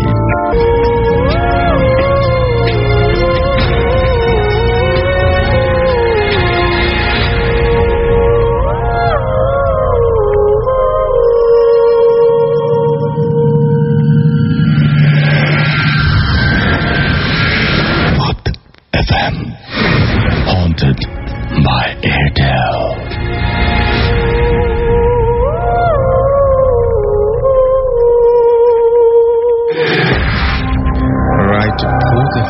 Haunted by Airtel শুনছেন আপনারা এবং চলছে রেডিও ফুর্তি, আপনার সাথেই আছে সবসময়। আর এই মুহূর্তে আমি রাসেল আছি, আপনার সাথে আছে মাসুম এবং আমাদের সাথে আজকের অতিথিরা। ব্রেকের আগে বলে গিয়েছিলাম যে ফিরে এসে আরো কিছু ঘটনা শোনাবো এবং সেই ঘটনাগুলো আমাদের যে সমস্ত অতিথিরা আছেন তারাই আপনাদেরকে বলবেন। তারা কিছু SMS পড়ে ফেলি। আমাদেরকে জানুয়ারি ভূত SMS করেছেন ময়মনসিং থেকে। এছাড়া আমাদের SMS করেছেন মনিরুজ্জামান ময়মনসিং ক্যান্টনমেন্ট থেকে, তিনি প্রোগ্রাম এনজয় করছেন। হৃদয় চট্টগ্রাম থেকে। এছাড়াও আমাদেরকে SMS করেছেন স্বাধীন বাগেরহাট থেকে। SM সোহাগ আমাদের SMS করেছেন। সবুজ দাস SMS করেছেন আমাদেরকে। অর্ণব SMS করেছেন। এছাড়াও আমাদের SMS করেছেন শান্ত, আমাদেরকে SMS করেছেন মরহুম সৌরভ গ্রেভিয়ার্ড ময়মনসিং থেকে। এছাড়া আমাদেরকে SMS করেছেন অনিক ঢাকা ধানমন্ডি থেকে এবং তিনি বলছেন ভাই আমি আপনাদের নতুন ফ্রেন্ড, জয়েন করেছেন নতুন। হুসাইন MC হোস্টেল ভূত এফএম থেকে, ভূত এফএম ভালো লাগছে সেটা বলেছেন। আচ্ছা ইমন আমাদের SMS করেছেন নটরডেম কলেজ থেকে এবং তিনি বলেন চারিদিকে আধার অ্যান্ড বারান্দাতে একমাত্র চাঁদ এবং ভূত এফএম। বুঝতেই পারছেন অনেক মজা পাচ্ছেন তিনি। এছাড়া আমাদের আরো অনেকেই, ডিজে প্রীতম, দীপ নাটোর থেকে SMS করেছেন, চট্টগ্রাম থেকে SMS করেছেন আমাদেরকে, আচ্ছা কি লিখেছেন আমি বুঝতে পারলাম না নামটা, আসিফ ময়মনসিংহ থেকে SMS করেছেন, এছাড়া SMS করেছেন মিলন, আমাদেরকে SMS করেছেন আরাফ, এছাড়াও আব্দুল সহ আরো অনেকে যারা SMS করতে চান তাদেরকে আরো একবার বলি, মোবাইলের মেসেজ অপশন যান, সেখানে গিয়ে টাইপ করুন SHOUT শাউট স্পেস আপনার নাম স্পেস আপনার মেসেজ পাঠিয়ে দিন 9840 নাম্বারে, আপনার এয়ারটেল নাম্বার থেকে বা অন্য যে কোনো নাম্বার থেকে। রনি চট্টগ্রাম থেকে SMS করেছেন এবং তিনি হাসিন, তারপরে আরো কার নাম বলেছেন পড়তে পারলাম না, তারা সবাই ভূত FM শুনছেন এবং অনেকগুলো SMS পাঠিয়েছেন তিনি আমাদেরকে, আরো অনেকে SMS পাঠিয়েছেন, ইনশাআল্লাহ আপনিও পাঠাবেন। আর সেই সাথে আমি আরো একবার জানিয়ে দিই যে আমাদের সাথে যারা উপস্থিত রয়েছেন তাদের মধ্যে আমরা নেক্সট ঘটনায় যাচ্ছি। একটু আগে তার গলা আমরা শুনেছি, ফ্রেন্ডের সাথে পার্টিসিপেট করেছেন, এখন নিজে বলবেন আপনার ঘটনাটা, আপনার নামটা একটু বলবেন প্লিজ। আমি হুমায়ুন, ঢাকা মেডিকেল কলেজ থেকে। ওকে হুমায়ুন, আর আপনি আপনার নামটা একটু বলবেন। হাই লিসনার, আমি নাজমুল, ঢাকা মেডিকেল কলেজ। ওকে, তো নাজমুলের ঘটনাটা আমরা যাই, ঢাকা মেডিকেলের ঘটনা দিয়ে আসি, তারপরে আমরা হুমায়ুনের কাছে যাবো। অলরাইট, বলেন। আচ্ছা, আমার ঘটনাটা আসলে ঢাকা মেডিকেল রিলেটেড না, এটা সিলেট মেডিকেল, সিলেট মেডিকেল একটি ঘটনা। এটা আসলে এই ঘটনার সাথে সরাসরি আমার সম্পৃক্ততা নেই, আমি এটা ফ্রেন্ডের কাছ থেকে শুনেছি। আমরা এখন সেকেন্ড ইয়ারে আছি, আমরা যে কজন ফ্রেন্ড আসছি সবাই সেকেন্ড ইয়ারে ঢাকা মেডিকেলে। এখন আমরা যখন ফার্স্ট ইয়ারে ছিলাম, ফার্স্ট ইয়ারে সম্ভবত এপ্রিল মাসে আমাদের ফার্স্ট টার্ম শেষ হয়েছিল। ফার্স্ট টার্ম শেষ হওয়ার পর আমরা ট্যুরে সিলেটে গিয়েছিলাম, তখন রাতে থাকা হয়েছিল সিলেট মেডিকেলে হোস্টেলে আমরা ছিলাম। তো সিলেট মেডিকেলের একবারে পাশাপাশি শাহজালাল রহমাতুল্লাহ মাজার, তো আমরা রাতে মাজার জিয়ারত করে আসার পর ফ্রেন্ডরা মিলে সবাই একটু ঘুরতে গেছি মেডিকেল ক্যাম্পাসে। তখন আমরা যখন যাচ্ছিলাম মর্চুয়ারি মানে মর্গর পাশ দিয়ে যখন যাচ্ছিলাম, তখন ওই সিলেট মেডিকেলে ওই ফ্রেন্ডটা এই ঘটনাটা শুনেছে, তিনি বলেন তখন এই ঘটনাটা। আচ্ছা, এই ঘটনাটা আসলে অনেক আগের একটা ঘটনা, প্রায় 20 বছর আগের ঘটনা। আমরা তখন যেমন ফার্স্ট ইয়ার স্টুডেন্ট ছিলাম, সেই 20 বছর আগের ব্যাচের ফার্স্ট ইয়ারের একজন স্টুডেন্টের ঘটনা। তখন ওই স্টুডেন্টটা ফার্স্ট ইয়ারে পড়তো আর কি, আমাদের কয়েকটা পরীক্ষা আছে, বিভিন্ন নাম আর কি, অন্য নাম থেকে একটু আলাদা, যেমন আইটেম কার্ড, প্রফ, এই টাইপের আর কি। এখন ওই স্টুডেন্টের পরের দিন ছিল কার্ড এক্সাম বলতে আপনার মান্থলি টেস্ট গুলো হয় না, এরকম আর কি। তো কার্ড পরীক্ষার আগে যেহেতু মানে কিছু প্রিপারেশন ব্যাপার থাকে, ওখানে দেখা যায় মেডিকেল এটা ম্যাক্সিমাম ভাইবা বেসড। ভাইবাতে আপনার কিছু ভিসেরা থাকে। ভিসেরা বলতে আপনি রাসেল ভাই আপনি জানেন হয়তো, ডেড বডির যে অর্গানগুলো, ওগুলো হচ্ছে ভিসেরা, যেমন হার্ট, লাং, এগুলো ভাইবাতে আপনার টিচারের সামনে যে এক্সপ্রেস করা লাগে। তো এর জন্য পরীক্ষার আগের দিন এসে ভিসেরাগুলো দেখে আর কি আপনার একটু রিহার্সাল করতে হয়, বা এটা যে বলে ডেমো বা ডেমনস্ট্রেশন। তো ওই স্টুডেন্ট কোনো একটা কারণে মানে ওর বাবা ছিল অসুস্থ ছিল, তো ওই কারণে আর কি আগের দিন আসতে পারেনি আর কি, সময় মতো আসতে পারেনি ভিসেরা দেখার জন্য। তো আস্তে আস্তে সন্ধ্যা হয়ে গেছে। এখন সন্ধ্যার সময় অ্যানাটমি হলটা, সব মেডিকেল কলেজে অ্যানাটমি হল আর মর্গ পাশাপাশি থাকে। তো অ্যানাটমি হলের গেটটা আপনার সন্ধ্যার দিকে বন্ধ হয়ে যায়, কিন্তু মর্গের গেট মোটামুটি অনেক রাত পর্যন্ত খোলা থাকে। তো সে যখন হলে রুমে আসলো, তখন ওর ফ্রেন্ডরা বলতেছে কি ব্যাপার, কালকে তো তোর আছে, কালকে কার্ড আছে, তুই তো দেখলে ডেমো খালি না, তো এখন পরীক্ষা কেমনে দিবি? তো সে স্বাভাবিক নার্ভাস ফিল করলো যে পরীক্ষায় একটা প্রেশার আছে, সে যেহেতু করে নেই। তো সে আরেক ফ্রেন্ডকে অনেক রিকোয়েস্ট করলো যে দোস্ত চল আমার সাথে চল, করি যে একটু ডেমো দিয়ে দে। তো গেল ওরা ওর ফ্রেন্ডের সাথে, যে তখন অ্যানাটমি হলের গেটটা বন্ধ ছিল, সে গেছে মর্গের গেট দিয়ে। তখন মর্গের গেট দিয়ে যখন ওরা ঢুকলো, তখন একজন মামা দাঁড়িয়ে ছিল, শুধু একজনই ছিল, আর কেউ ছিল না, যেহেতু তখন সন্ধ্যা 6টা থেকে 7টা হবে। তখন ওই মামারে বললো যে মামা আমরা তো ভিসাটা দেখা দরকার, এখন কি করবো বলেন। তো পরে বলে যে আপনাদের অ্যানাটমি ডিপার্টমেন্ট তো বন্ধ হয়ে গেছে, এখন তো আর কিছু করেনি।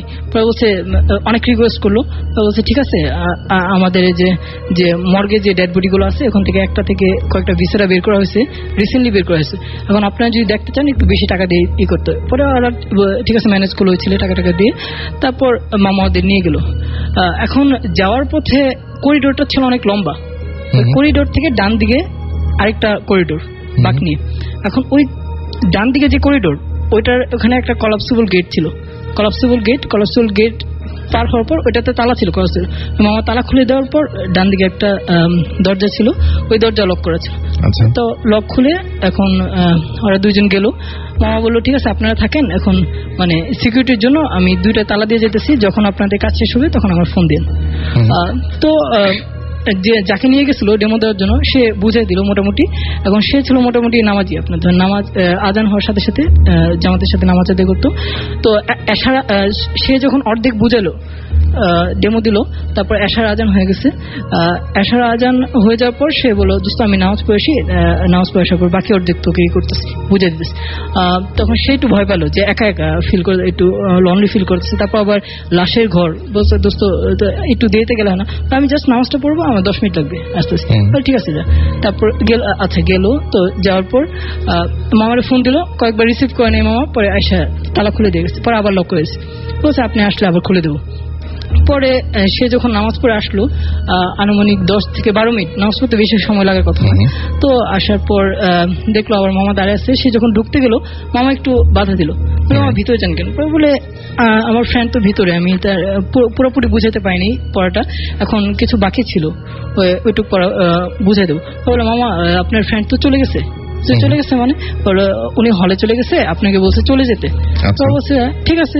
আচ্ছা ফ্রেন্ড যখন চলে গেছে, তার পরীক্ষার প্রেশার ছিল, টেনশন ছিল যে তাতে যা পড়তে বসতে হবে। আবার হলে 2 জন 2 রুমে থাকতো, এ কারণে হলে যাওয়ার পর যেহেতু পরীক্ষার প্রেশার ছিল সে পড়তে বসে গেছে, তখন আর খোঁজ নেওয়া হয়নি ওই ফ্রেন্ডের। তো সে পরীক্ষা পড়া পড়তেছে সকালবেলা, আসলে তখন রাত্রেবেলা তো খোঁজ নেওয়া হয়নি। ওই সকালবেলা যখন পরীক্ষা দিতে যাবে তখন দেখে মানে সবার কাছে শুনতেছে যে একজন মেডিকেলে একটা স্টুডেন্ট নাকি একটা রক্তাক্ত, মানে অনেক স্ক্যাচ, বডিটা এমন ছিল যে আপনার নাকে মুখে আঁচড়ের দাগ, হ্যাঁ, আর জামা কিছু অংশ ছেঁড়া ছিল এরকম, যে প্রায় রক্তাক্ত, যে চোখের মধ্যে কিছু আঁচড় পড়ছে, এমন অবস্থা যে মোটামুটি সিরিয়াস, যে আইসিইউতে নেওয়া লাগছিল। তবে খুব মানে ইনজুর্ড আর কি, সেভারলি ইনজুর্ড। এ কারণে তারপর সবাই দেখতে গেল, পরীক্ষা বাদ দিয়ে সবাই দেখতে গেল। তারপর ওই স্টুডেন্টটা পরে আর দেখা যায় মেডিকেলে আর পড়েনি। এটা ছিল সেই স্টুডেন্ট যে লাশ কাটা ঘরের মধ্যে ছিল, এবং পরের দিন সকালে যখন তাকে পাওয়া গেল তখন দেখা গেল যে সমস্ত শরীর অনেক আঁচড়ের দাগ, জামা কাপড় ছেঁড়া, রক্তাক্ত অবস্থায়, এবং সে তাকে মুমূর্ষু অবস্থায় আইসিইউতে পাওয়া গেল। এবং পরবর্তীতে তাকে কি জিজ্ঞেস করা হয়েছিল? অবশ্যই আচ্ছা, তাকে অবশ্যই জিজ্ঞেস করা হয়েছিল যে রাতে। হ্যাঁ আপনি বলেন। হ্যাঁ তাকে অবশ্যই তাকে জিজ্ঞেস করা হয়েছিল যে রাতে কি করছিল ওই রাতে, কিন্তু সে এটা মানে মুখ খুলতে রাজি হয়নি, এবং পরে সে মেডিকেলে আর পড়েনি। আর তাকে যখন সকালবেলা যখন যারা খুঁজতে গিয়েছিল ওই জায়গায়, তারা তো নিশ্চয়ই লাশ কাটা ঘর থেকে তাকে নিয়ে আসছিল। হ্যাঁ আসলে তারা তো খুঁজতে যায়নি, তারা তো পরীক্ষা দিতে গেছিল, কারণ তারা জানতো না যে এরকম ঘটনা। তো তারা যখন পরীক্ষা দিতে গেছিল তখন যে মামার কাছ থেকে শুনলো আর কি, যে সবার কাছ থেকে শুনলো যে এরকম একটা ঘটনা, তো এভাবে আর কি ব্যাপারটা হয়েছে। এবং মানে তার মানে তাকে ওই লাশ কাটা ঘরের মধ্যেই পাওয়া গিয়েছিল, লাশ কাটা ঘরের মধ্যে পাওয়া গিয়েছিল। এবং পরবর্তীতে ওই যে মামার সাথে মাধ্যমে ওরা ঢুকলো, তখন দেখলো যে ওই মর্গে ওরকম মানে ওই চেহারা কোনো মামাই নেই। আচ্ছা, ওই চেহারা কোনো মামা নাই, তার মানে যে মামার সাহায্য নিয়ে তারা ঢুকতে গিয়েছিল সেই মামা আসলে কোনো অস্তিত্বই নেই, এবং এই পুরো ঘরটার মধ্যে সে এবং তার ওই ডেড বডি ছাড়া আর কিছু ছিল না। এবং ঘটনাটা হয়তো আরো মজা করে জানা যেত যদি সে মুখ খুলতো, বাট সে মুখ খুলেনি, এবং সে মেডিকেল কলেজে। এটা একটা খুবই রহস্য, এই ব্যাপারে কোশ্চেন করলেই সে এড়িয়ে যেত আর কি, এড়িয়ে যেত। এবং সে আর কোনোদিন, এটা সিলেট মেডিকেল আপনার ম্যাক্সিমাম স্টুডেন্ট জানে এই স্টোরিটা। আমি ওই মেডিকেল এক ফ্রেন্ডের কাছ থেকে শুনছি। ঘটনাটা। এখন এটা কতটা সত্য মিথ্যা এটা আসলে না, সেটা সেই প্রশ্ন আসছেও না, কিন্তু সে আর মেডিকেল কলেজে পড়েনি, সে চলে গেছে। প্রায় 20 বছর আগের ঘটনা। 20 বছর আগের ঘটনা। অলরাইট, তো এই ছিল ঘটনা, এবং এই ঘটনাটা সিলেট মেডিকেল কলেজে ঘটেছিল। এবং একটা মানুষ যে গিয়েছিল মর্গে, এবং তাকে পরের দিন সকালবেলা যখন উদ্ধার করা হলো তখন দেখা গেল যে তার সমস্ত শরীরে অনেক আঁচড়ের দাগ। প্রশ্ন হচ্ছে যে সেই মামাটা কে ছিলেন, যিনি কিনা তাকে ওই ঘরটি খুলে দিয়েছিলেন এবং যিনি বলেছিলেন ফোন করা মাত্র তিনি হাজির হবেন।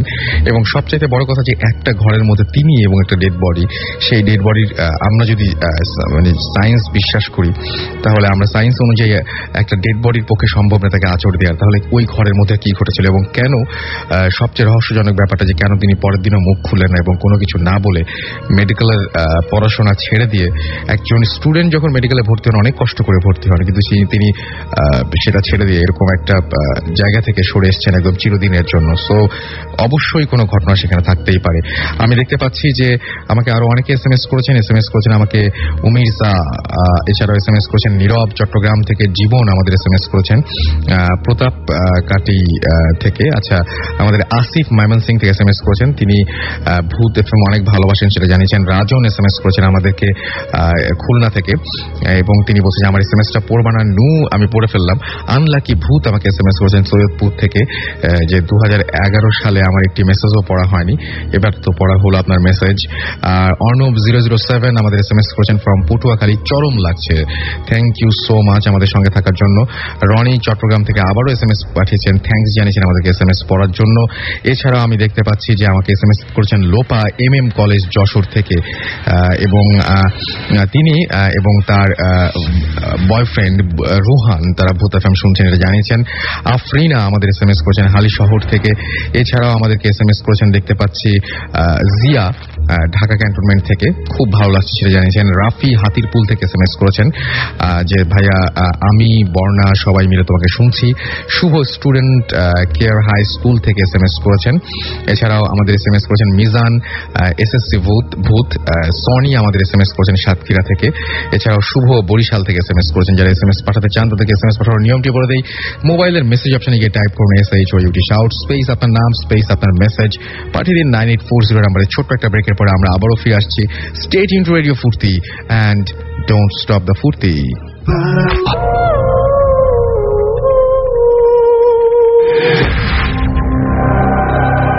যারা রাত জেগে এখন আমার সঙ্গে আছেন তাদেরকে জানাই শুনছেন সবসময় রেডিও ফুর্তি, চলছে ভূত এফএম হন্টেড বাই এয়ারটেল।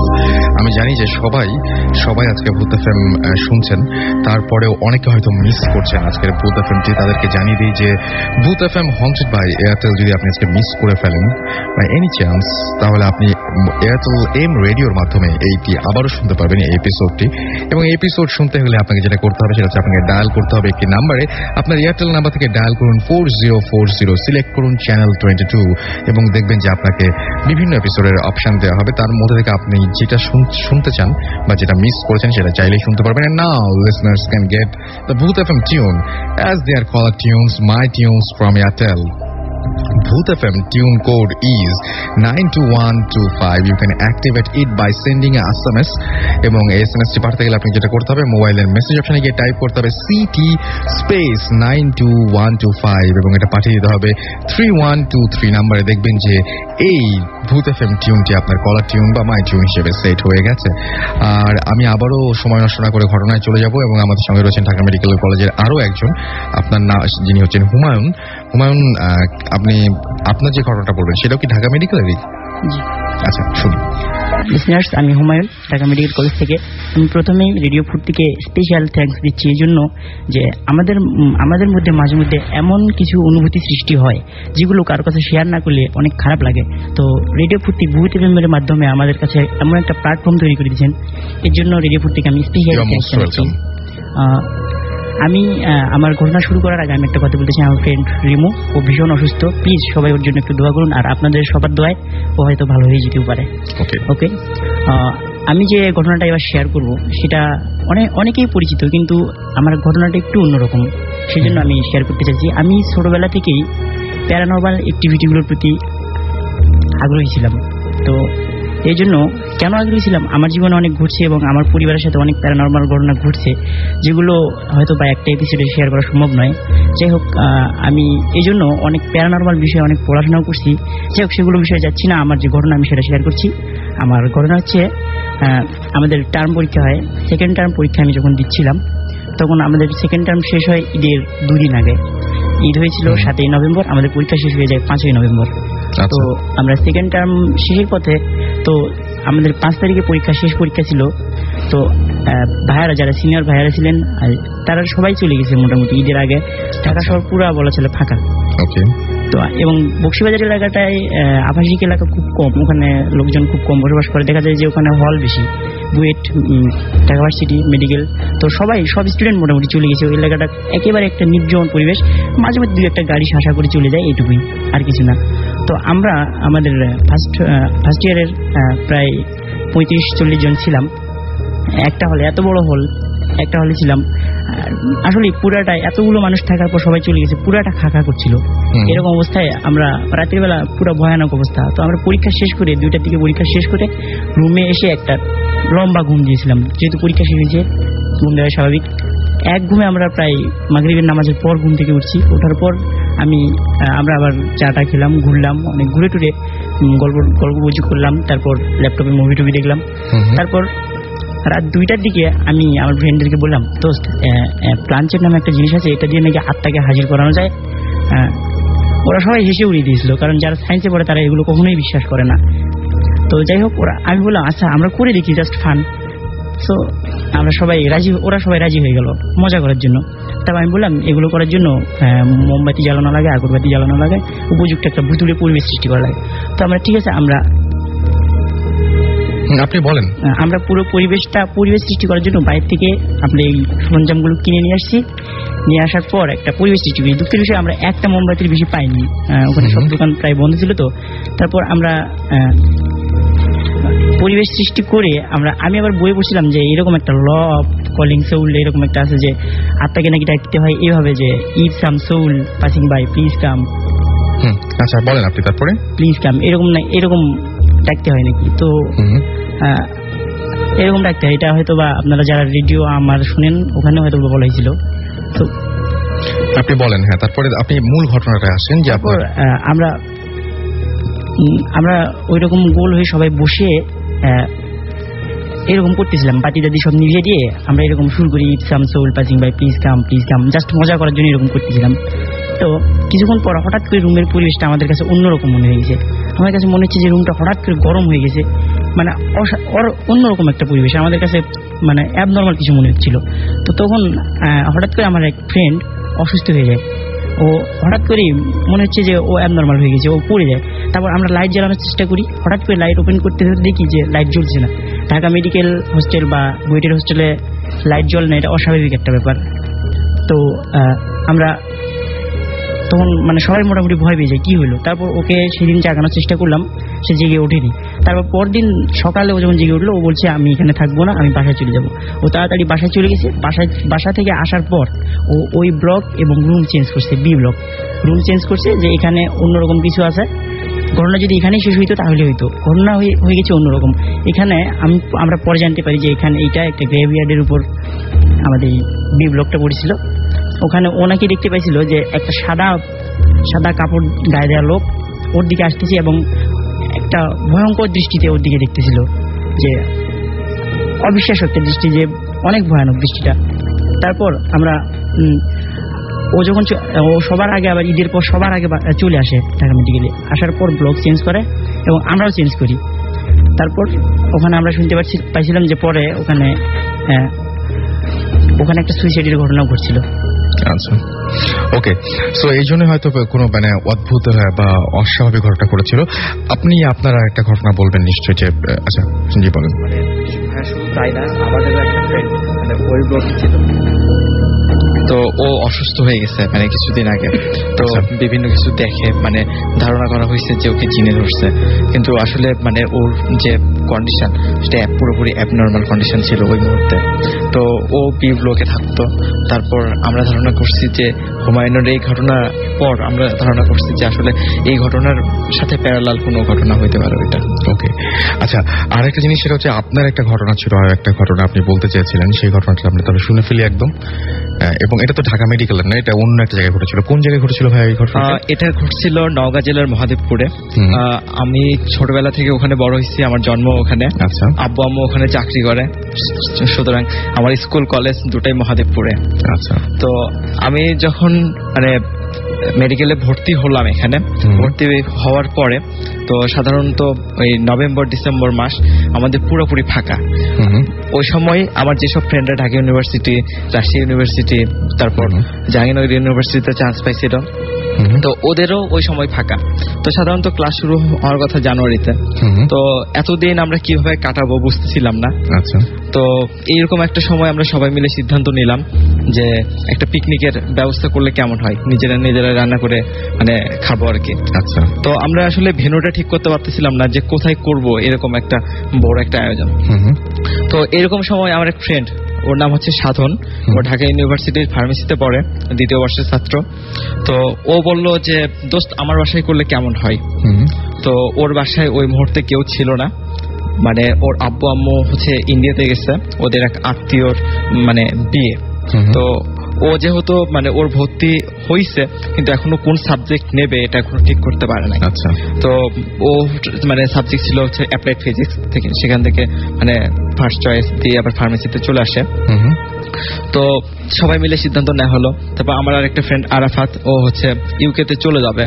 তো এই কারণে সবাই বিভিন্ন জায়গায় একটা মানে এরকম একটা ব্যাপার, যেটা লাস্ট একটা মিলন, মানে মিলন। তো সবাই তো সিদ্ধান্ত নিলাম ঠিক আছে ওর বাসায় যাব।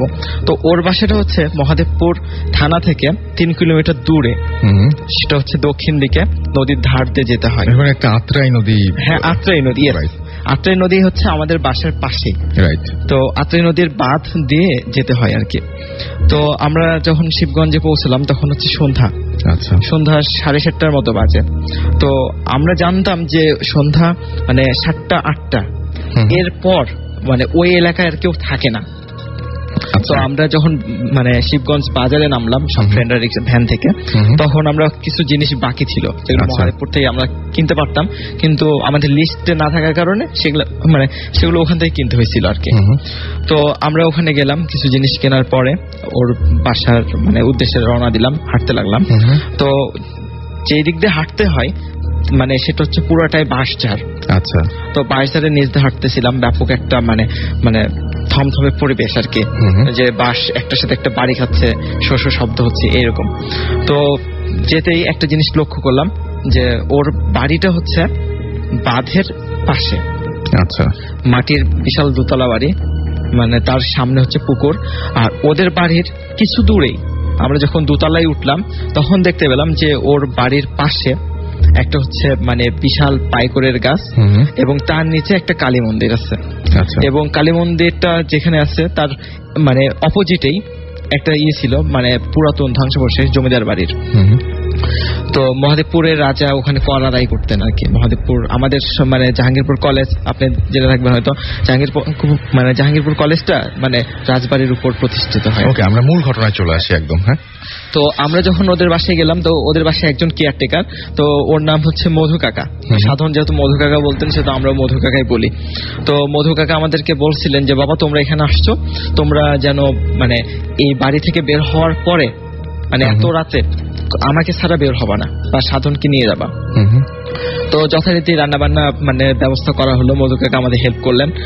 তা আমার ফ্রেন্ড রাজিন ও রান্না তুলে দিল আর কি, ও খুব ভালো পাকাইতে পারে। তো তারপর আমরা যখন খেতে উঠবো তখন কিছু আশ্চর্য জিনিস লক্ষ্য করলাম। একটা হলো ওদের ওখানে অনেক বাদুড় দেখলাম। সাধারণত ওদের বাসায় কোনো বাদুড় ছিল না। ইভেন ওদের বাসায় একটা সাদা বিড়াল ছিল, কিন্তু আমরা দেখছি কালো বিড়াল, এবং বিড়ালটা কাঁদতেছিল। তো আমরা যথারীতি খাবার দাবার পরে মানে সবাই আড্ডায় বসে গেলাম সব ফ্রেন্ডরা। তো এরপর কি হলো যে বিপন নামে আমাদের একটা ফ্রেন্ড আছে, ওর মানে আদি বাসা হচ্ছে শিবগঞ্জে, মানে ওর কাকারা এখনো থাকে ওখানে। তো বিপন বলল যে দোস্ত আমাকে একটু কাকার বাসায় মানে রেখে, তো অনেকদিন দেখা হয় না। তো আমরা রাখতে গেছি। তো অত রাতে সাধারণত 12:30টার দিকে সবাই ঘুমিয়ে গেছে, কারণ 7-8টার পরে ওই এলাকায় আর কেউ জেগে থাকে না, এরকম অবস্থা। তো আমরা অনেক নক করার পরও দরজাটা খুললো না কেউ। তখন বিপনকে নিয়ে আমরা আবার সাধনদের বাসায় চলে আসলাম। তো আসতেই ওই জমিদার বাড়ির যেখানে ধ্বংসাবশেষ, ওখানে একটা জিনিস লক্ষ্য করলাম, একটা বৃদ্ধ মহিলা ওখানে দাঁড়াই আছে। তো আমার আরেকটা ফ্রেন্ড রাজিন, ওর গায়ে হচ্ছে চাদর ছিল। তো রাজিন বলল যে বুড়িমা আপনি চাদরটা নেন, আপনাকে ঠান্ডা লাগতেছে হয়তো। তো ওই বুড়ি কোনো কথাই বললো না ওখানে। তো আমি আর রাজিনকে টান দিলাম, দিয়ে বললাম যে দোস্ত তাড়াতাড়ি চলো। তো আমরা যথারীতি রুমে পৌঁছলাম। তো রুমে যাওয়ার পরে তো সবাই মিলে সিদ্ধান্ত নিলাম যে এক রুমে থাকবো, ঢালা বিছানা করা হয়েছে। তো এরকম সময় আমরা সবাই শুয়ে বসছি, মানে ঘুম আসতে আসতে এরকম একটা ভাব, মানে ঘুম চলে আসছে। তো এইরকম সময় মনে হলো যে কারো কেউ আমাদের ডাকতেছে। তখন উঠলাম, উঠে দেখি মধু কাকা আমাদের ডাকতেছে। তো বলছিলাম, তো আমার এক ফ্রেন্ড বললো যে কাকা আপনি এত রাতে ডাকতেছেন। তো বলছে বাবা তোমরা কি কেউ খেজুরের রস খাবা? তো আমি বললাম যে কাকা এত রাতে খেজুরের রস? তো বলতেছে যে মানে গ্রামে আসছো, খেজুরের রস খাওয়ার তো সময় এখনই আসল টেস্টটা পাবা, সকালে তো অনেক দেরি হয়ে যাবে আর কি। তো আমরা লোভ সামলাইতে পারলাম না, যথারীতি আমরা চলে গেলাম কাকার সাথে। তো আমরা যখন বাঁধের উপরে গেলাম তখন বেশ কয়েকটা খেজুরের গাছ দেখতে পেলাম। তার মধ্যে একটা গাছ অনেক উঁচু, মানে অনেক দূর থেকে গাছটা দেখা যায় আর কি। তো কাকা বললেন যে তোমরা দাঁড়াও বাবা, আমি রসটা নামাই হারি। কাকা এত দ্রুত গাছে উঠলেন আর নেমে গেলেন হাড়ি নিয়ে, মানে সবকিছু মনে হলো যে চোখের পলকে ঘটতেছে, এরকম একটা ঘটনা। তারপর তো আমার একটা ফ্রেন্ড ছিল বেশ পরহেজগার টাইপের, মানে ওকে নামাজ কালাম সবসময় পড়ে। তো ওকে জিজ্ঞেস করলাম যে কি ব্যাপার, এটা কি সম্ভব এত দ্রুত একজন মানুষ এত উপরে উঠবে আবার নামবে? তখন বলছে যে এই নিয়ে কথা বলো না, চুপ থাকো। তখন যথারীতি আমরা রস খেয়ে আমরা আবার এসে রুমে এসে যখন ঘুমাবো, তখন ওই এলাকায় বাঁধের ধারে বার্নির মেলা বসে। তো ওখানে একটা বালুর প্রান্তর নামে একটা মানে জায়গা আছে, মানে একটা জিনিস আছে, যেখানে বর্ষার সময় যখন বন্যার পানি ওঠে, তারপর পানিটা নেমে গেলে মানে এরকম শীতের সময় ওই জায়গা থেকে পানি ঝরে, ঝর্ণার ন্যাচারাল ঝর্ণার মতো। তো বলতেছে চলো বাবা ওইটা দেখে আসি, তোমাদের দেখাই নিয়ে আসি, কালকে তোমরা চলে যাবা। তো বললাম যে কাকা এত রাতে যাবো না। তো আমার ফ্রেন্ড বলছে না এত রাতে দেখবো জ্যোৎস্নার আলোতে কেমন লাগে। তখন আমরা যথারীতি কাকার সাথে গেলাম, কাকাকে অনুসরণ করলাম। তো আমার আরেকটা ফ্রেন্ড মিলন আর সাদ্দাম, ওরা হচ্ছে পরের দিন রাজশাহী যাবে। তো ওরা কাকাকে বলছিল যে কাকা ফজরের নামাজের পরে আগে আমাদেরকে ডেকে দেন। তো যাই হোক আমরা তো ওদেরকে বললাম যে তোরা যাবে কিনা, হচ্ছে না আমরা ঘুমাবো, কালকে সকালে উঠে যেতে হবে। তো ওরা থাকলো আর আমরা গেলাম। তো আমরা যখন গেলাম তখন দেখি যে একটা কয়েকটা কুকুর ছানা নিয়ে, প্রায় 10 থেকে 12টা কুকুর ছানা নিয়ে আমাদের সামনে দিয়ে চলে গেল। মানে আমি তখন অবাক হলাম যে একটা কুকুর সর্বোচ্চ মানে 6 থেকে 8টা আমি দেখছি, কিন্তু 10 থেকে 12টা মানে কুকুর ছানা আমি কখনো দেখিনি, মানে একটা কুকুরে। তারপর যেটা খেয়াল করলাম যে পাশে শ্মশান ছিল, শ্মশানে মানে আগুন জ্বলতেছিল। তো সাধারণত মরা লাশ পোড়ানোর পরে হয়তো ধ্বংসাবশেষ যে মানে কাঠগুলো ছিল সেগুলো পুড়তেছিল হয়তো। তারপর একটু ভয় লাগতেছিল, আচমকা সবকিছু ঘটতেছে।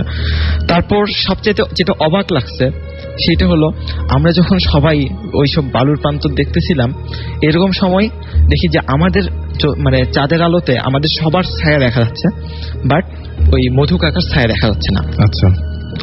তো আমি আমার ওই ফ্রেন্ডকে বললাম যে মানে নামাজ কালাম পড়ে অল টাইম, তো ওকে বললাম যে কি ব্যাপার এরকম কেন হচ্ছে, ওনার তো ছায়া দেখা যাচ্ছে না। তো বলছে যে যাই হোক তুমি চুপ করে থাকো, কিছু বলো না, ভয় পেও না। তো অনেক মানে শক্ত হয়ে থাকলাম। তারপর ভয় লাগতেছিল, কারণ ওইরকম একটা জায়গায়, খোলা জায়গায়, নদীর ধার, তার মধ্যে মানে ওটাই কেমন যেন বিস্ময়কর যে সবার ছায়া দেখা যাচ্ছে, ওনার কেন যাচ্ছে না। এমন সময় আমার যে ফ্রেন্ড মিলন, সাধন, এরা মানে বাঁধের উপর থেকে আমাদেরকে ডাকতেছে, বলছে তোমরা এখানে কেন? তখন আমি বললাম যে তোরা এখানে আসছিস কেন? আমরা বালুর প্রান্ত দেখতে আসছি মধু কাকার সাথে, তোরা যা ঘুমা যা, তোরা তো আসবি না বলছিস। তো বলছে মধু কাকাকে কই পাইলি তোরা? তো বলছে, আমি বললাম যে মধু কাকা তো আমাদের সাথে। তারপর বলছে না মধু কাকা আমাদের, ওরা বলতেছে মধু কাকা আমাদের সাথে। তারপর আমি তাকায় দেখি যে মধু কাকা নাই, আমরা 6 জন দাঁড়ায়। তারপর খেয়াল করলাম যে মধু কাকা হচ্ছে ওদের সাথে। আচ্ছা, মধু কাকা যখন ওই ফজরের নামাজের আগে ওদেরকে ডাকতে গেছে তখন দেখছি তখন দেখছে যে আমরা নাই। তো এইরকম সময় ওদেরকে জিজ্ঞেস করছে, তখন ওরা বলছে যে কাকা আপনি তো ওদেরকে রস খাওয়াইতে নিয়ে গেলেন, বালুর প্রান্ত দেখাইতে নিয়ে গেলেন, ওরা কই? তখন মধু কাকা বলছে আমি তো বলছি যে সাধনকে ছাড়া কোথাও যাবা না, বা আমাকে মানে ছাড়া কোথাও যাবা না। তখন মানে ওরা আমাকে তখন আমাদেরকে খুঁজতে আসছিল এবং তখন আমাদেরকে পেয়ে যায়। এবং আমি তখন আমরা তো সবাই মানে স্তব্ধ হয়ে গেছি যে এটা কি ঘটতে যাচ্ছিল। খুবই স্বাভাবিক যে এরকম কাকা হারাই গেল। তারপর দেখি কাকা ওদের সাথে, মানে আমরা তো ভয়ে মানে এখনো ব্যাপারটা আমাদের কাছে ক্লিয়ার না, তবে পরে কিছু ইনফরমেশন পাইছিলাম। যে ইনফরমেশনটা হলো এরকম যে ওই ধ্বংসাবশেষ যে মানে জমিদার বাড়িটা ছিল ওখানে নাকি দুটা মানুষকে মানে কর দিতে পারে নাই, এই কারণে ফাঁসিতে ঝুলায় মারা হয়েছিল, এবং তাদের অতীত আত্মা নাকি এখনো ওই এলাকায় মানে এরকম ভাবে ঘুরে বেড়ায়। এবং মানুষকে কি মারতে না? মানুষকে মারে না, মানে তারা তো করে নাই আসলে, মানে এরকম ভাবে ভয় দেখায় আর কি। আমরা এই যে ঘটনাটা শুনলাম, এরকম টাইপের একটা ঘটনা আমার কাছে আরো একজন পাঠিয়েছেন, অনেক দূর থেকে এই ইমেলটি পাঠিয়েছেন, আমি পড়তে চাচ্ছি। যে এই ঘটনাগুলো আসলে অনেকটা এরকম মানে কি বলবো যে অবিশ্বাস্য শোনায়, কিন্তু এই ঘটনাগুলোর কয়েকটা ইমেল আমার কাছে আছে, তার মধ্যে আমি একটা পড়ছি। In fact new degree government college Rajshahi থেকেও আমাকে এইরকম ধরনের একটা ঘটনা পাঠিয়েছেন সাদ। আরেকটা ঘটনা পাঠিয়েছেন এই টাইপেরই ঘটনা আমাকে লিখেছেন যে রানা ফ্রম ইটালি, এবং তিনি বলছেন যে আমি ভূত এফএম এর একজন রেগুলার লিসনার, আমি লাইফে কয়েকটা ভয়ঙ্কর এক্সপেরিয়েন্স আছে যা এখনো আমাকে পীড়া দেয়, পসিবল হলে আপনি শোনাবেন। এবং তারপরে তিনি রানা বলছেন যে আমি রানা ফ্রম ইটালি, ঘটনাটা বলার আগে একটা কথা বলতে ইচ্ছে করছে যে যাদের লাইফে এইসব অ্যাক্টিভিটিস হয়নি তারা অনেক অনেক ব্যাড টেনশন থেকে ফ্রি আছেন। যাই হোক, আমি যে ফ্ল্যাটে থাকতাম সেটা তার বস এবং তার বসের নাম হচ্ছে ফ্রান্সিসকো, এবং তিনি বলছেন যে তার ফ্ল্যাট ছিল এবং সে আমাকে অনেক লাইক করত বিধায় ওই ফ্ল্যাটটা আমার ওপর ছেড়ে দিয়েছিলেন। আমি 2009 সেপ্টেম্বরে ওখানে শিফট করি এবং ফ্ল্যাটটা অনেক বড়, আমি জাস্ট একটা বেডরুম ইউজ করতাম আর পুরো ফ্ল্যাটটি ফাঁকা ছিল। 12 থেকে 15 দিন পর আমি একেবারে শেষের রুমগুলোতে গভীর রাতে প্রায় কাঠ ভাঙার শব্দ পেতাম, যা অনেক জোরালো, এবং আমি জাস্ট ইগনোর করতাম।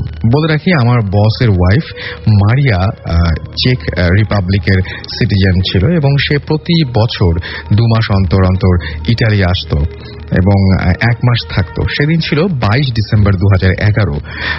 বড়দের এবং বরাবরের মতো মারিয়া আসলো এবং তখন ছিল সন্ধ্যা 7টা। আমি তাকে ওয়েলকাম জানালাম, বাট তার মধ্যে একটু পরিবর্তন দেখলাম। সেটা হলো যে এর আগে যখনই সে আসতো আমার সাথে অনেক কথা বলতো, জার্নি কেমন হলো সব জানাতো, যা কখনো মিস হতো না। বাট সেদিন সে কোনো কথা না বলে গেস্ট রুমে চলে গেল এবং দরজা বন্ধ করে দিল। আমি মনে করলাম যে জার্নি করে এসেছে, অনেক টায়ার্ড, আমি তাকে ডিস্টার্ব করলাম না। কয়েক ঘন্টা পরেও যখন সে বের হচ্ছিল না তখন আমি তাকে ডাক দিলাম এবং কয়েকবার তাকে ডাক দিলাম। তখন রাত 11টা থেকে 11:30 মিনিট হবে, বাট কোনো রেসপন্স পেলাম না। আমিও কিছু না বলে ঘুমোতে চলে গেলাম। সকাল 8টার দিকে আমার ঘুম ভেঙে গেল। আমি ফ্রেশ হয়ে মারিয়ার গেস্ট রুমে গেলাম এবং গিয়ে দেখি আমার বস একটা চেয়ারে বসে ঘুমাচ্ছে। আমি তাকে ডেকে বললাম যে মারিয়া কোথায়? সে বলল হয়তো আশেপাশে কোথাও আছে। আমি পুরো ফ্ল্যাট খুঁজে মারিয়াকে না পেয়ে বসকে জানালাম। সে বলল মেবি মর্নিং ওয়াকে বের হয়েছে। আমিও মনে করলাম যে হতে পারে। ঘটনাটা ঘটলো ঠিক সকাল 9টার দিকে। বাসার টিএনটি নাম্বারে একটা কল আসলো মারিয়ার বাড়ি থেকে এবং মারিয়ার মেয়ে ওপাশ থেকে কিছু বলতে গিয়ে কান্না করে ফেললো এবং আমি জিজ্ঞেস করলাম যে কি হয়েছে। যা শুনলাম সেটা শুনে আমি ভয়ে মাটিতে পড়ে গেলাম এবং আমার বস আমাকে বলল যে কি হয়েছে। আমি লাইন পাস করলাম এবং তাকেও কাঁদতে কাঁদতে বলল যে মারিয়া গতকাল রাতে হার্ট অ্যাটাক করে মারা গেছে এবং সকাল 8টায় তার মৃতদেহ ঘর থেকে বের করে আনা হয়েছে। এবং সে আমাকে বলল যে তাহলে রাতে যে মারিয়া ছিল, যেহেতু সকাল 8টার সময় ডেড বডি পাওয়া গেছে ঘর থেকে, তাহলে যে মারিয়ার সাথে রাতের বেলায় দেখা হয়েছিল সেই মারিয়াটা কে ছিল। এবং এই ঘটনার পরে 10 জানুয়ারি তিনি দেশে চলে আসেন। এরপরেও তিনি বলছেন যে আমার লাইফে আরেকটা ঘটনা ঘটেছে, আশা করি সেই ঘটনাটাও আমি পাঠাবো এবং আশা করি আমরাও সেটা পড়বো। এবং এরকম অদ্ভুত ঘটনা ঘটে কিন্তু, যে মৃত মানুষ, আমরা এর আগেও এরকম ঘটনা শুনেছি, মৃত মানুষের সাথে হঠাৎ করে দেখা হয়ে যায় খুব অস্বাভাবিক কোনো একটা কারণে। আমাদের সঙ্গে আরো একজন গেস্ট রয়েছেন, সেই গেস্টের ঘটনা আমরা শুনবো। তার আগে আমরা কিছু SMS পড়বো। মাহমুদ সজীব আমাদের SMS করেছেন, রনি আমাদের SMS করেছেন আকিব হিমন বরিশাল থেকে, SMS করেছেন দিগন্ত সিদ্দিক আমাদেরকে রাজশাহী থেকে। এছাড়াও আমাদেরকে SMS করেছেন দেখতে পাচ্ছি তাফুর, বলছেন রাসেল ভাই কেমন আছেন, এবং তিনি বলছেন যে ভৌতিস টিম কোথায়। ভৌতিস টিম ডেফিনেটলি কিছুদিনের মধ্যে জয়েন করবে আমরা আশা করি। চট্টগ্রাম থেকে আমাদেরকে কিডন্যাপার ফয়সাল বলেছেন আর কয়টা SMS পাঠাবো। না, আপনার SMS কয়টা পাঠাবেন তা আমি বলতে পারছি না, কিন্তু আপনার SMS আমি পড়ে ফেলেছি এটুকু বলতে পারি। তানভীর আমাকে লিখেছেন যে আমার বোন মা একসাথে বারান্দায় বসে বসে ভূত FM শুনছি, আজকের কাহিনীগুলো জোশ হচ্ছে। আর পিঙ্কি আমাকে লিখেছেন যাত্রাবাড়ির ওয়াবদা কলোনি থেকে যে আমি ভূত FM শুনছি, অনেক পছন্দ করি। রাসেল চট্টগ্রাম মেডিকেল কলেজ থেকে লিখেছেন ভাইয়া আমি আপনার সঙ্গে আছি। সিলেট থেকে মৌমিতা লিখেছেন আই লাইক ভূত FM। তাসিন গোপালপুর লালপুর থেকে আমাদের SMS পাঠিয়েছেন। নওরিন শর্মা, নিশু মাহি রিমা সিলেট থেকে লিখেছেন। এছাড়াও আমাদেরকে রনি আমাদের SMS করেছেন, স্টুডেন্ট অফ বুয়েট তাই লিখেছেন, এবং তিনি বলছেন আমি একা শুনছি তাই অনেক মজা পাচ্ছি। উর্মি আমাদের লিখেছেন এবং উর্মি বলছেন মিরপুর থেকে ভাইয়া ভূত FM শুনতে অনেক ভালো লাগে, পুরো সপ্তাহ ভূত FM এর জন্য ওয়েট করি। আপনারা যত বেশি ঘটনা পাঠাবেন তত বেশি এটার আরো বেশি এপিসোড বাড়ানোর সম্ভাবনা বাড়বে এবং সেই ঘটনাগুলো অবশ্যই খুব ভালো হতে হবে। শিবলু আমাদের লিখেছেন যে তিনি হচ্ছে ভূতের একমাত্র বউ। আচ্ছা, আমাদেরকে তিথি বিথি জয় মুক্তা SMS করেছেন খুলনা থেকে। ইমরান ঢাকা থেকে SMS করেছেন। আমি আপনার কাছে চলে আসি এবং আপনার নামটা একটু বলবেন প্লিজ। হ্যালো লিসনার্স, আমি আকিব, আমি ঢাকা ইউনিভার্সিটিতে পড়ছি। ওকে, আপনার ঘটনায় চলে আসি একদম সরাসরি, যেহেতু সময় খুব কম আমরা সরাসরি ঘটনায় চলে যাব। প্রথমে থ্যাংক ইউ রাসেল ভাইকে যে আমাকে এখানে আনার জন্য। আর রাসেল ভাই, আমি তখন খুব ছোট ছিলাম, আমার বাবার ফ্রেন্ড একটা নতুন বাসা ভাড়া নেয়, এটা ছিল রামপুরাতে। আচ্ছা, ওইখানে একটা বাসার পাশে ছিল আপনার একটা ঝিলটার মধ্যে নর্দমা, ওটার মধ্যে ময়লা ফেলতে ফেলতে ভরে ফেলছে। আচ্ছা, আর বিল্ডিংটাও ছিল ঝিলের উপর, তারা 4 তলা ভাড়া নেয়। আঙ্কেল অবশ্য ওই বাড়িটার সম্বন্ধে কিছু জানতো না, সে ভাড়া কম দেখে ওই বাড়িটা উঠে পড়ছে। আঙ্কেল জব করতো, তাই সপ্তাহে তাকে 4 দিন বাইরে থাকতে হতো। আচ্ছা, সো একদিন হঠাৎ করে তার ছেলে দেখে যে জানলা দিয়ে মানে একটা বিশাল ভয়ঙ্কর একটা মেয়ে আকৃতি, তার পা হচ্ছে নিচে আর তার মাথা হচ্ছে 6 তলার উপরে, তাকে ডাকছে। এবং সেই কথাগুলো দেখে তার মাকে জানায়, কিন্তু তার মা বিশ্বাস করতে চায় না, বলছে যে ছেলে হয়তোবা ভুল দেখছে, বাচ্চা মানুষ, তার কথা তো বিশ্বাস করা যায় না। সো আন্টি বিশ্বাস না করে সে একদিন হঠাৎ করে দেখে যে তার ঘরে কে জানি নক করছে। নক করার পর সে দরজা খুলে দেখে যে কেউই না। ঠিক সেই সময় একটা জোরে চিৎকার, বিকট একটা আওয়াজে। সো আন্টি ভয় পেয়ে দরজাটা লাগিয়ে দেয়। ঠিক সেই মুহূর্তেই তার টয়লেট থেকে এমন একটি বাজে গন্ধ বের হচ্ছে যেটা মানে সহ্য করার মতো না। সো আন্টি এত পানি ঢাললো কিন্তু কিছুতেই মানে গন্ধটা দূর হচ্ছে না। তারপর ঠিক এমনিতেই গন্ধটা মানে চলে গেছে। আচ্ছা, তখন ছিল কারেক্ট 12টা। আন্টি খেয়াল করে দেখছে একদিন। তারপর আন্টি এই ভয়ে একদিন মাকে ফোন করে বলে সবকিছু জানায় যে ভাবি এই হয়েছে। সো মা সাথে সাথে আমাকে নিয়ে আন্টির বাসায় চলে যায়। চলে গিয়ে সো আমরা সেদিন আন্টির বাসায় থাকি। থেকে মার ওই দিন আমরা ঘুমাই না, ওই দিন আমরা সবকিছু মানে রাতে আমরা মানে ঘুমানোর ভান করে সব জেগে থাকি, দেখবো কি হয়। তখন আমিও ছোট ছিলাম, মা বলছে আমাকে যে তুমি ঘুমিয়ে পড়ো, কিন্তু আমি ঘুমাতে চাইনি, কিন্তু চিন্তা করেছি যে একটা এক্সাইটিং একটা ব্যাপার যে আমি দেখবো, ভূত দেখবো। তখন আমি খুব ছোট, তখন দেখলাম যে এটা সত্যি যে একটা কালো করে কুচকুচে কালো সাদা কাপড় পরা একটা মেয়ে দাঁড়িয়ে তাকে ডাকছে। সো এটা আমি নিজের চোখে দেখেছি। দেখার পর তো আমি তো ভয়ে মানে আমার সাথে সাথে জ্বর এসে পড়েছে। সকালবেলা মা উঠে আন্টিকে বলে যে তোমাদের এই বাসায় থাকার দরকার নেই, তোমরা আমার সাথে চলো, আমার বাসায় থাকবে যতদিন আর অন্য বাসা না পাও। পরে আন্টি রাজি হলো। এই মুহূর্তে আঙ্কেল চলে আসছে। আঙ্কেল চলে এসে আঙ্কেল বললো যে আঙ্কেলকে আন্টি সব খুলে বললো, মাও বলছে। পরে আঙ্কেল বললো, আঙ্কেল বিলিভ করেনি, আঙ্কেল বলছে আর এগুলা আঙ্কেল তাও আবার ভূতের ব্যাপারে কিছু বিশ্বাস করে না। সো আঙ্কেল তারপর বললো কিছু হবে না, আমি আমার ইয়াতে থাকি। পরে আমরা চলে আসলাম আমাদের বাসায়। পরে আন্টি একদিন দেখলো হঠাৎ করে মানে ঘুমের মধ্যে, যে ঘুম থেকে উঠে দেখে কি যে তার ছেলেটার মানে জানলা দিয়ে কে জানি টেনে বাইরে এক পা বের করে নিয়ে গেছে। এটা দেখে আন্টি ভয় পেয়ে গেছে। তখন আঙ্কেল ছিল না বাসায়। আন্টি এটা দেখে ভয় পেয়ে বাচ্চাটাকে মানে ধরে বুকে জড়িয়ে বেহুশ হয়ে গেছে। সো এই কথা আঙ্কেলকে জানায়। সো আঙ্কেল আবার তাড়াতাড়ি করে বাসায় চলে আসে। চলে আসার পর ওই দিন আঙ্কেল আর বাইরে যায় না, কিন্তু এই মুহূর্তে রাতের বেলা আন্টি তারপর আবার এই হুজুর ডাকে, মানে যাকে ওঝা, মানে যে ভূত ঝাড়ায়। সো ওঝা এসে সো বাচ্চাটাকে একটা তাবিজ দিয়েছে, যে বলছে এটা সাথে রাখতে, তাহলে আর এরকম আর কিছু হবে না। আন্টি মানে বাচ্চাটার ডান হাতে বেঁধে দিয়েছিল, কিন্তু হঠাৎ একদিন মানে বাচ্চা খেলতে খেলতে তাবিজটা ফেলে দিয়েছে বা পড়ে গেছে, এরকম হবে একটা। তারপর আন্টি ওই দিন রাতে আঙ্কেলের ফোন আসছে, আঙ্কেল আবার বাইরে চলে গেছে। যাওয়ার পর তারপরে আন্টি দেখলো, তারপর ওই দিন এই তাবিজটা পড়ে যাওয়ার কারণে ওই বাচ্চাটাকে ওই যেই মানে এটাকে মানে মেয়েটা কালো কুচকুচে মেয়েটা বাচ্চাকে টেনে মানে জানলা দিয়ে ছিঁড়ে বের করে ফেলেছে রক্তাক্ত অবস্থায়। মানে এটা তো দেখে নাই, মানে দেখা গেল যে বাচ্চাটাকে টেনে বের করার চেষ্টা করা হচ্ছে, সেটা মানে এটা কি আন্টি দেখেনি, মানে এটা আমরা জাস্ট ইমাজিন করেছে যে বাচ্চাটা ছিঁড়া ছিল অর্ধেক, মানে বাচ্চাটার অর্ধেক ছিল মাটিতে আর অর্ধেক ছিল বিছানার উপরে রক্তাক্ত অবস্থায়। এটা কোনো মানুষের পক্ষে আসলে মানুষের পক্ষে অস্বাভাবিক ব্যাপার। আর কি করে সম্ভব হবে? দরজার মানে ভিতরে তো কেউ ছিল না, দরজা লাগানো ছিল একদম। দেন তারপর হয়েছে কি, এটা দেখে আন্টি আবার একটা অবিশ্বাস্য একটা ব্যাপার, যে আন্টি সাথে সাথে মানে টয়লেটে আন্টি মানে যখন এই লাশটা উদ্ধার করা হয় তখন আন্টির লাশটা পাওয়া গেছে টয়লেটের মধ্যে, টয়লেটের বাইরে থেকে দরজা বন্ধ করা ছিল এবং আন্টি ভিতরে মানে উল্টো হয়ে কমেটের মধ্যে মাথাটা দেওয়া ছিল তার। সে এভাবে তাকে মানে মৃত্যুবরণ করেছে। পরে পোস্টমর্টম করে ধরা পড়ে যে তার হার্ট অ্যাটাক করেছিল আর এবং তার ঘাড়ের রক্তটা ছিঁড়ে গেছে। আর বাচ্চাটার ওই অর্ধেক তো ওইটা যখন আমরা শুনি তখন সাথে সাথে যাই যে বাচ্চাটার কাহিনীটা দেখে মানে এরকম ভয় পেয়েছে আমি ওই গত মানে এক সপ্তাহ আমি ঠিক মতো খেতে পারিনি, মানে এত ভয় পেয়েছিলাম। তারপর আস্তে আস্তে মানে পরিবেশ খুব হতে থাকে। দেন পরবর্তীতে আঙ্কেল এই ব্যাপারে কি হয়েছে কাহিনীটা জানার জন্য যে কি হয়েছিল, তখন আমারও একটু ছিল। মা তারপরে বাড়িওয়ালার বাসায় গিয়েছিল। বাড়িওয়ালা অ্যাকচুয়ালি ওই বাসায় থাকতো না।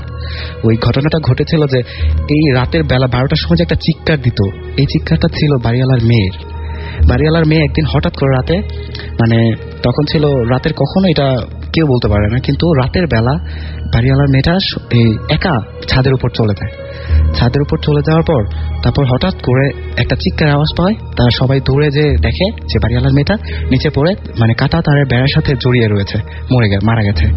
দেন এটা দেখে তো সবাই তারপরে ওই 4 তলায় আর কেউ থাকে না, বাড়িওয়ালারা করেছে ওই বাসা থেকে চলে গেছে। তারপর থেকে ওই 4 তলা যারা থাকে তাদের সাথে এরকম একটা ঘটনা ঘটে। এর মধ্যে আমার আন্টি ছিল এবং আপনার আন্টি আজকে বেঁচে নেই। এছাড়া আরেকটা ঘটনা ঘটেছিল ওই বাচ্চাটা আমরা এখন আর শুনতে পাচ্ছি না। আমরা একটা ছোট ব্রেকে যাব এবং ব্রেকের পরে আবারও ফিরে আসবো। আর যারা SMS পাঠাচ্ছেন তারা এয়ারটেল নাম্বার থেকে বা অন্য যে কোনো নাম্বার থেকে SMS করে আমাদেরকে লিখে ফেলুন SHOUT শাউট স্পেস আপনার নাম স্পেস আপনার মেসেজ পাঠিয়ে দিন 9840 নাম্বারে। আমরা একটু পরে ফিরে আসছি। স্টে টিউন টু রেডিও ফুর্তি এন্ড ডোন্ট স্টপ দ্য ফুর্তি।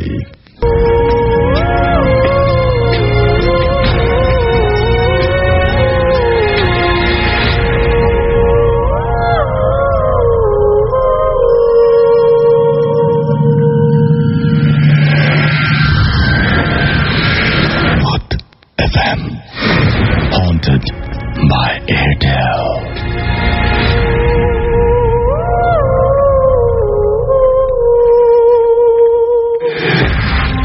শুনছেন ভূত FM হন্টেড বাই এয়ারটেল। সাথে আছি রাসেল। আমাকে SMS করেছেন অভি, মুহিব, মাসুম, সজীব খুলনা থেকে, জুই আমাকে SMS করেছেন, লিখেছেন দারুণ লাগছে।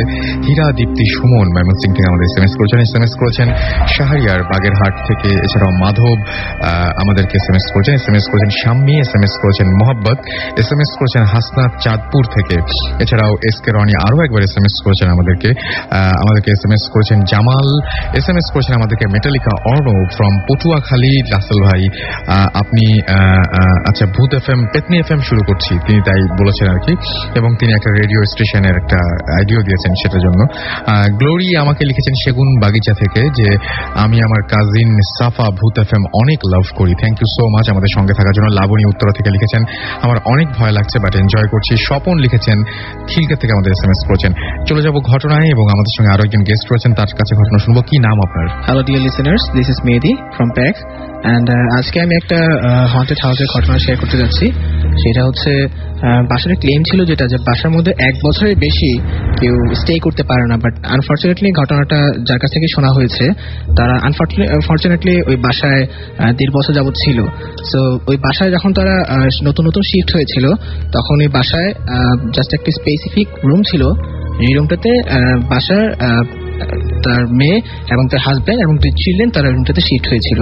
সো ওই রুমটাতে যখন শিফট হওয়ার পরে তারা মানে একটা স্পেসিফিক টাইম, দ্যাট মিনস 2টা থেকে 3টার ভিতরে আর কি তাদের ঘুম ভেঙে যায় এবং তাদের বাসার ঠিক পাশে ছিল একটি আঙুর গাছ, যেটার দিকে তাদের চোখ যায় এবং চোখ গেলে দেখা যেত যেটা যে একটা শ্যাডো, ব্ল্যাক শ্যাডো, যেটা উইন্ডো জানালার লেফট সাইড থেকে রাইট সাইড এবং রাইট সাইড থেকে লেফট সাইড একটা মানে হিউম্যান শেপ আসা যাওয়া করতে মানে খুব স্পিডে। দ্যাট মিন্স রেগুলারই ঘুম ভাঙতো একটা সময় এবং রেগুলারই ওই আঙুর গাছটার দিকেই চোখ যেত। হ্যাঁ সেটাই। Okay fine. এন্ড প্রথমে জিনিসটা এক্সপিরিয়েন্স করে আর কি ওই আপু, দেন আর কি তার হাজবেন্ড, বাট জিনিসটা ফানি হবে বিধায় আর কি ফ্যামিলি কারোর সাথে এক্সপিরিয়েন্স করেনি, মানে সরি এক্সপ্রেস করেনি, শেয়ার করেনি। বাট একদিন আপু আর কি ঘুম ভেঙে দেখলো যে যেই শ্যাডোটা তারা ডেলি দেখতো সেই শ্যাডোটা ঘরের বাইরে না, তাদের বাসার ভিতরে, এবং তিনি খুব ভয় পেয়ে যায় এবং সেটা তিনি ফ্যামিলি মেম্বারদেরকে ডেকে বলে। সো ডেকে বলার পরে তারা বাড়িওয়ালার কাছে রিকোয়েস্ট করে যে আপনারা গাছটি কেটে ফেলেন, গাছটি এরকম মানে হয়তো কোনো জিন বা কোনো কিছু থাকতে পারে। সো বাড়িওয়ালার কাছে খুব রিকোয়েস্ট করার পরে তারা গাছটি কাটতে রাজি হয়ে যায় এবং গাছটি কেটে ফেলে। বাট গাছটি কাটার আগের রাত্রে আপুকে স্বপ্ন দেখানো হয় যে তোমরা যদি গাছটি কেটে ফেলো তাহলে আর কি তোমার ফ্যামিলি মেম্বার বা তোমার চিলড্রেন্সে কোনো ক্ষতি হতে পারে। এন্ড তারা তারপর আর কি নিজেদের ভয় কাটানোর জন্য গাছটি কাটিয়ে ফেলে এবং গাছের শিকড়টা উঠিয়ে গরম পানি ঢেলে দেয়। সো অ্যাজ উই নো যেটা যে শিকড় উঠিয়ে যদি গরম পানি ঢেলে দেওয়া হয় ওই জায়গায় গাছ ওঠে না। বাট উইদিন 1.5 মাসের ভিতরে যেটা গাছটি ওঠে এবং খুব বড়ভাবে ওঠে এবং ডালপালা যেটা যে তার বাসার জানলার ভিতর দিয়ে বাসার ভিতরে ঢুকে যায়। তারপর আবার ওই যে শ্যাডো দেখার অ্যাজ ইউজুয়াল ঘটনা চলতে থাকে এবং তারা বাড়িওয়ালাকে খুব রিকোয়েস্ট করে সেকেন্ড টাইম গাছটি কাটিয়ে ফেলে। বাট সেকেন্ড টাইম ঘটনাটা আবার রিপিট হয়েছে, যেটা রিপিট হয়েছে সেটা হচ্ছে যেটা যে তাদেরকে আবারও স্বপ্ন দেখানো হয় যদি গাছ কেটে ফেলা হয় তা ফ্যামিলি যে কোনো মেম্বারের কোনো খুব ক্ষতি হবে আর কি। আচ্ছা, কিন্তু তারা ভয়ের জন্য জিনিসটা বারবার কেটে ফেলছে। সো যেটা যে কেটে ফেলার পরে তাদের বাসায় বেশ কয়েকটা চিলড্রেন ছিল। সো ওই আপুরই সব ছোট মেয়ে, ওই 5 বছর বয়সে। সো ওই মেয়েটা আস্তে আস্তে মেয়েটার মধ্যে কিছু ওয়েয়ার্ড এক্সপিরিয়েন্স দেখা যায়, যেটা যে মেয়েটা বাসা যত সব ছোট বাচ্চা আছে তাদের সাথে খেলা ছেড়ে সেপারেটলি খেলতে থাকে এবং একা একা কথা বলতে থাকে এবং রাতের বেলা ঘুম ভেঙে ওই জানলা দিকে তাকিয়ে থাকে, জানলা দিকে খেলতে থাকে। আচ্ছা, এন্ড বাচ্চাটা অ্যাক্টিভিটিসে বাড়তে বাড়তে এত খুব বেশি বেড়ে গেছে যে বাচ্চাটা বেশ কয়েকদিন 5 বছরের বাচ্চা সে বাসার মেইন ডোর ওপেন করে সে বাসার বাইরে ওই আঙুর গাছটা স্পেসিফিক কোনায় বসে সে অন্ধকারে খেলতে থাকে। সো এটা আর কি ফ্যামিলি মেম্বাররা খুব একটু টেন্সড এবং বাচ্চারা কার সাথে খেলে সেটা যদি কোনো মেম্বাররা জিজ্ঞেস করে তাহলে সে কোনো অ্যান্সার দেয় না। বাট একদিন হেড অফ দ্য ফ্যামিলি যে ছিল সে জিজ্ঞেস করেছিল যে তুমি কার সাথে খেলো, সে অ্যান্সার দিল যে আমি একজনের সাথে খেলি, বাট কার সাথে খেলে সেটা আর কি কোনো অ্যান্সার দেওয়া হয়নি। সো এটা কোনো অ্যান্সার দেওয়া হয়নি। সো তারা খুব এরকম অনেক রকম অ্যাক্টিভিটিসে তারা টেন্সড হয়ে তারা হুজুরকে ডেকে আনে এবং হুজুরের সাথে কথা বলে বাসাটা বন্ধ করে দেয়। এবং এটার পরে শুরু হয় যেটা যে বাচ্চাটা আস্তে আস্তে তার কথা বলার শক্তি এবং চলাফেরা এবং খাওয়া দাওয়া সবকিছু আর কি হারিয়ে ফেলে। So according to medical science তাকে যখন ডাক্তারের সাথে কনসাল্ট করানো হয় তখন বলা হয়েছে যেটা যে বাচ্চাটি এসএসপি ডিসঅর্ডার এফেক্টেড।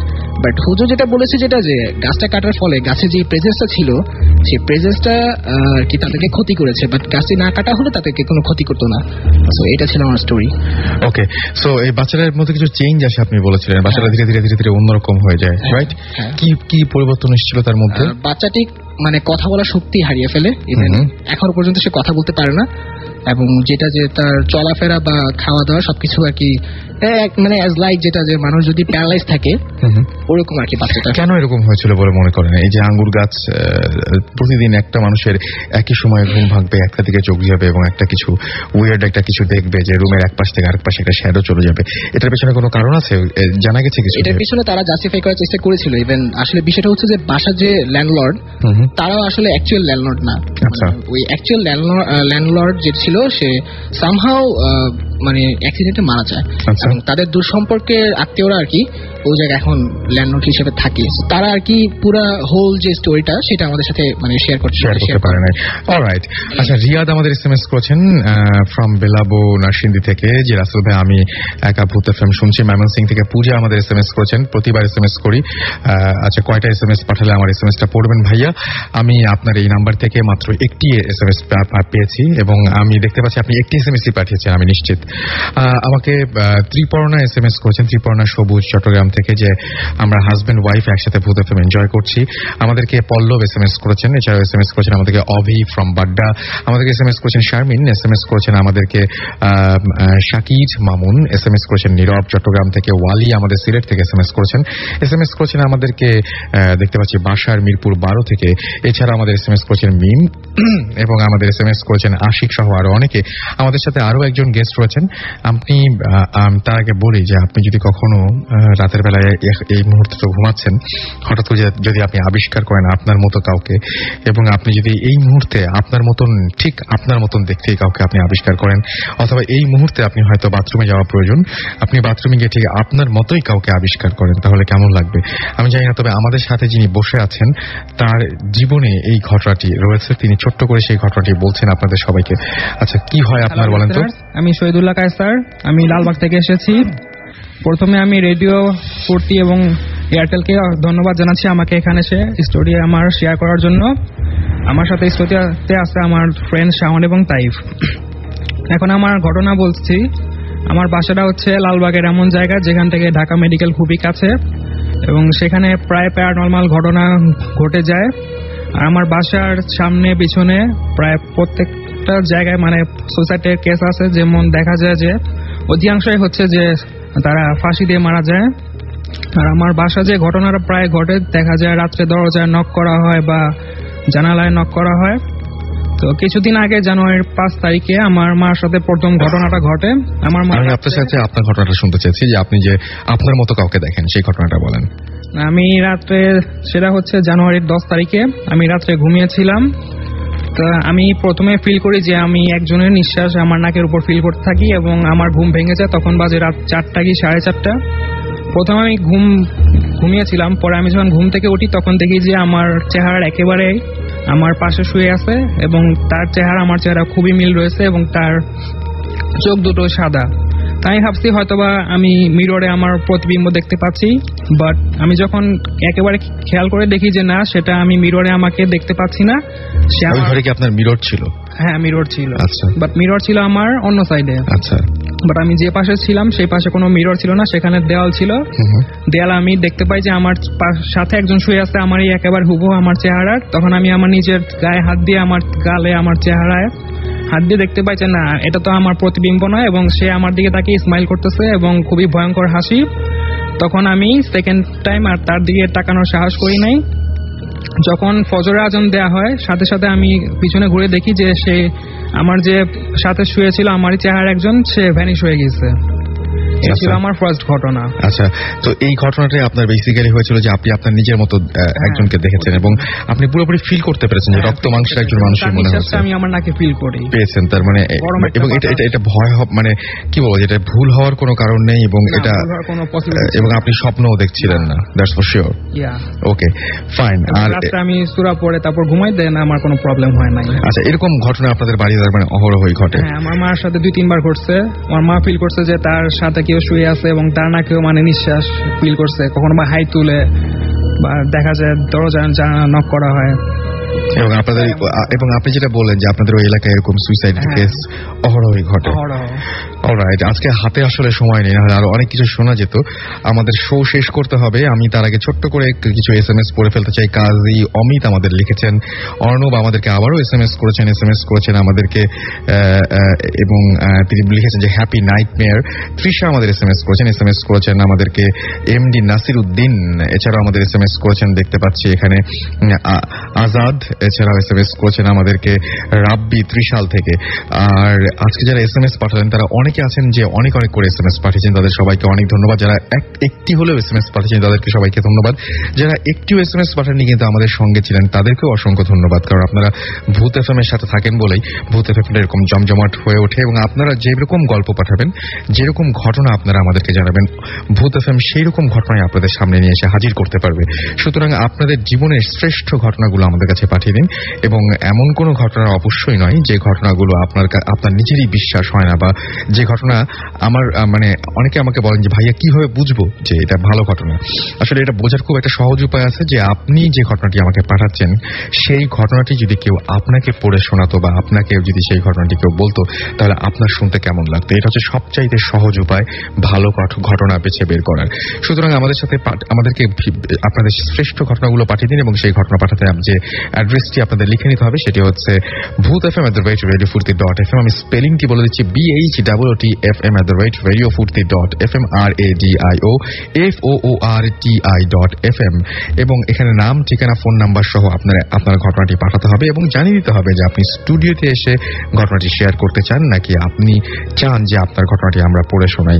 এনিওয়েজ, আজকে শো কেমন লাগলো সেটাও আমাদের SMS এখন আর সময় নেই, সুতরাং ইমেল করে জানাতে পারেন আজকে শো কেমন লাগলো, কিভাবে কি চান আপনারা ভূত এফএমে, কি হলে ভালো লাগে। আসলে ইট ডিপেন্ডস অন ইউ। আপনারা যখন ঘটনা পাঠাবেন আপনাদের ঘটনা যেমন হবে ভূত এফএম তেমন হবে। আসলে যাই হোক, কথা হবে আবারও আগামী শুক্রবার। সেই পর্যন্ত সবাই ভালো থাকবেন, সুস্থ থাকবেন, সুন্দর থাকবেন, মোস্ট ইম্পর্টেন্টলি ফুর্তিতে থাকবেন, এবং অবশ্যই সুস্থ থেকে বাকি রাতটা সুন্দরভাবে পার করবেন। এবং যে ভয়ের ঘটনাগুলো আপনারা শুনেছেন সেই ঘটনাগুলো অবশ্যই বারবার করে মনে করার চেষ্টা করবেন না। অবশ্য মনে করলেও কোনো আপত্তি নেই, তাহলে আগামী সপ্তাহে হয়তো আমরা আরো ভালো, আরো ভয়াবহ কোনো ঘটনা পাবো।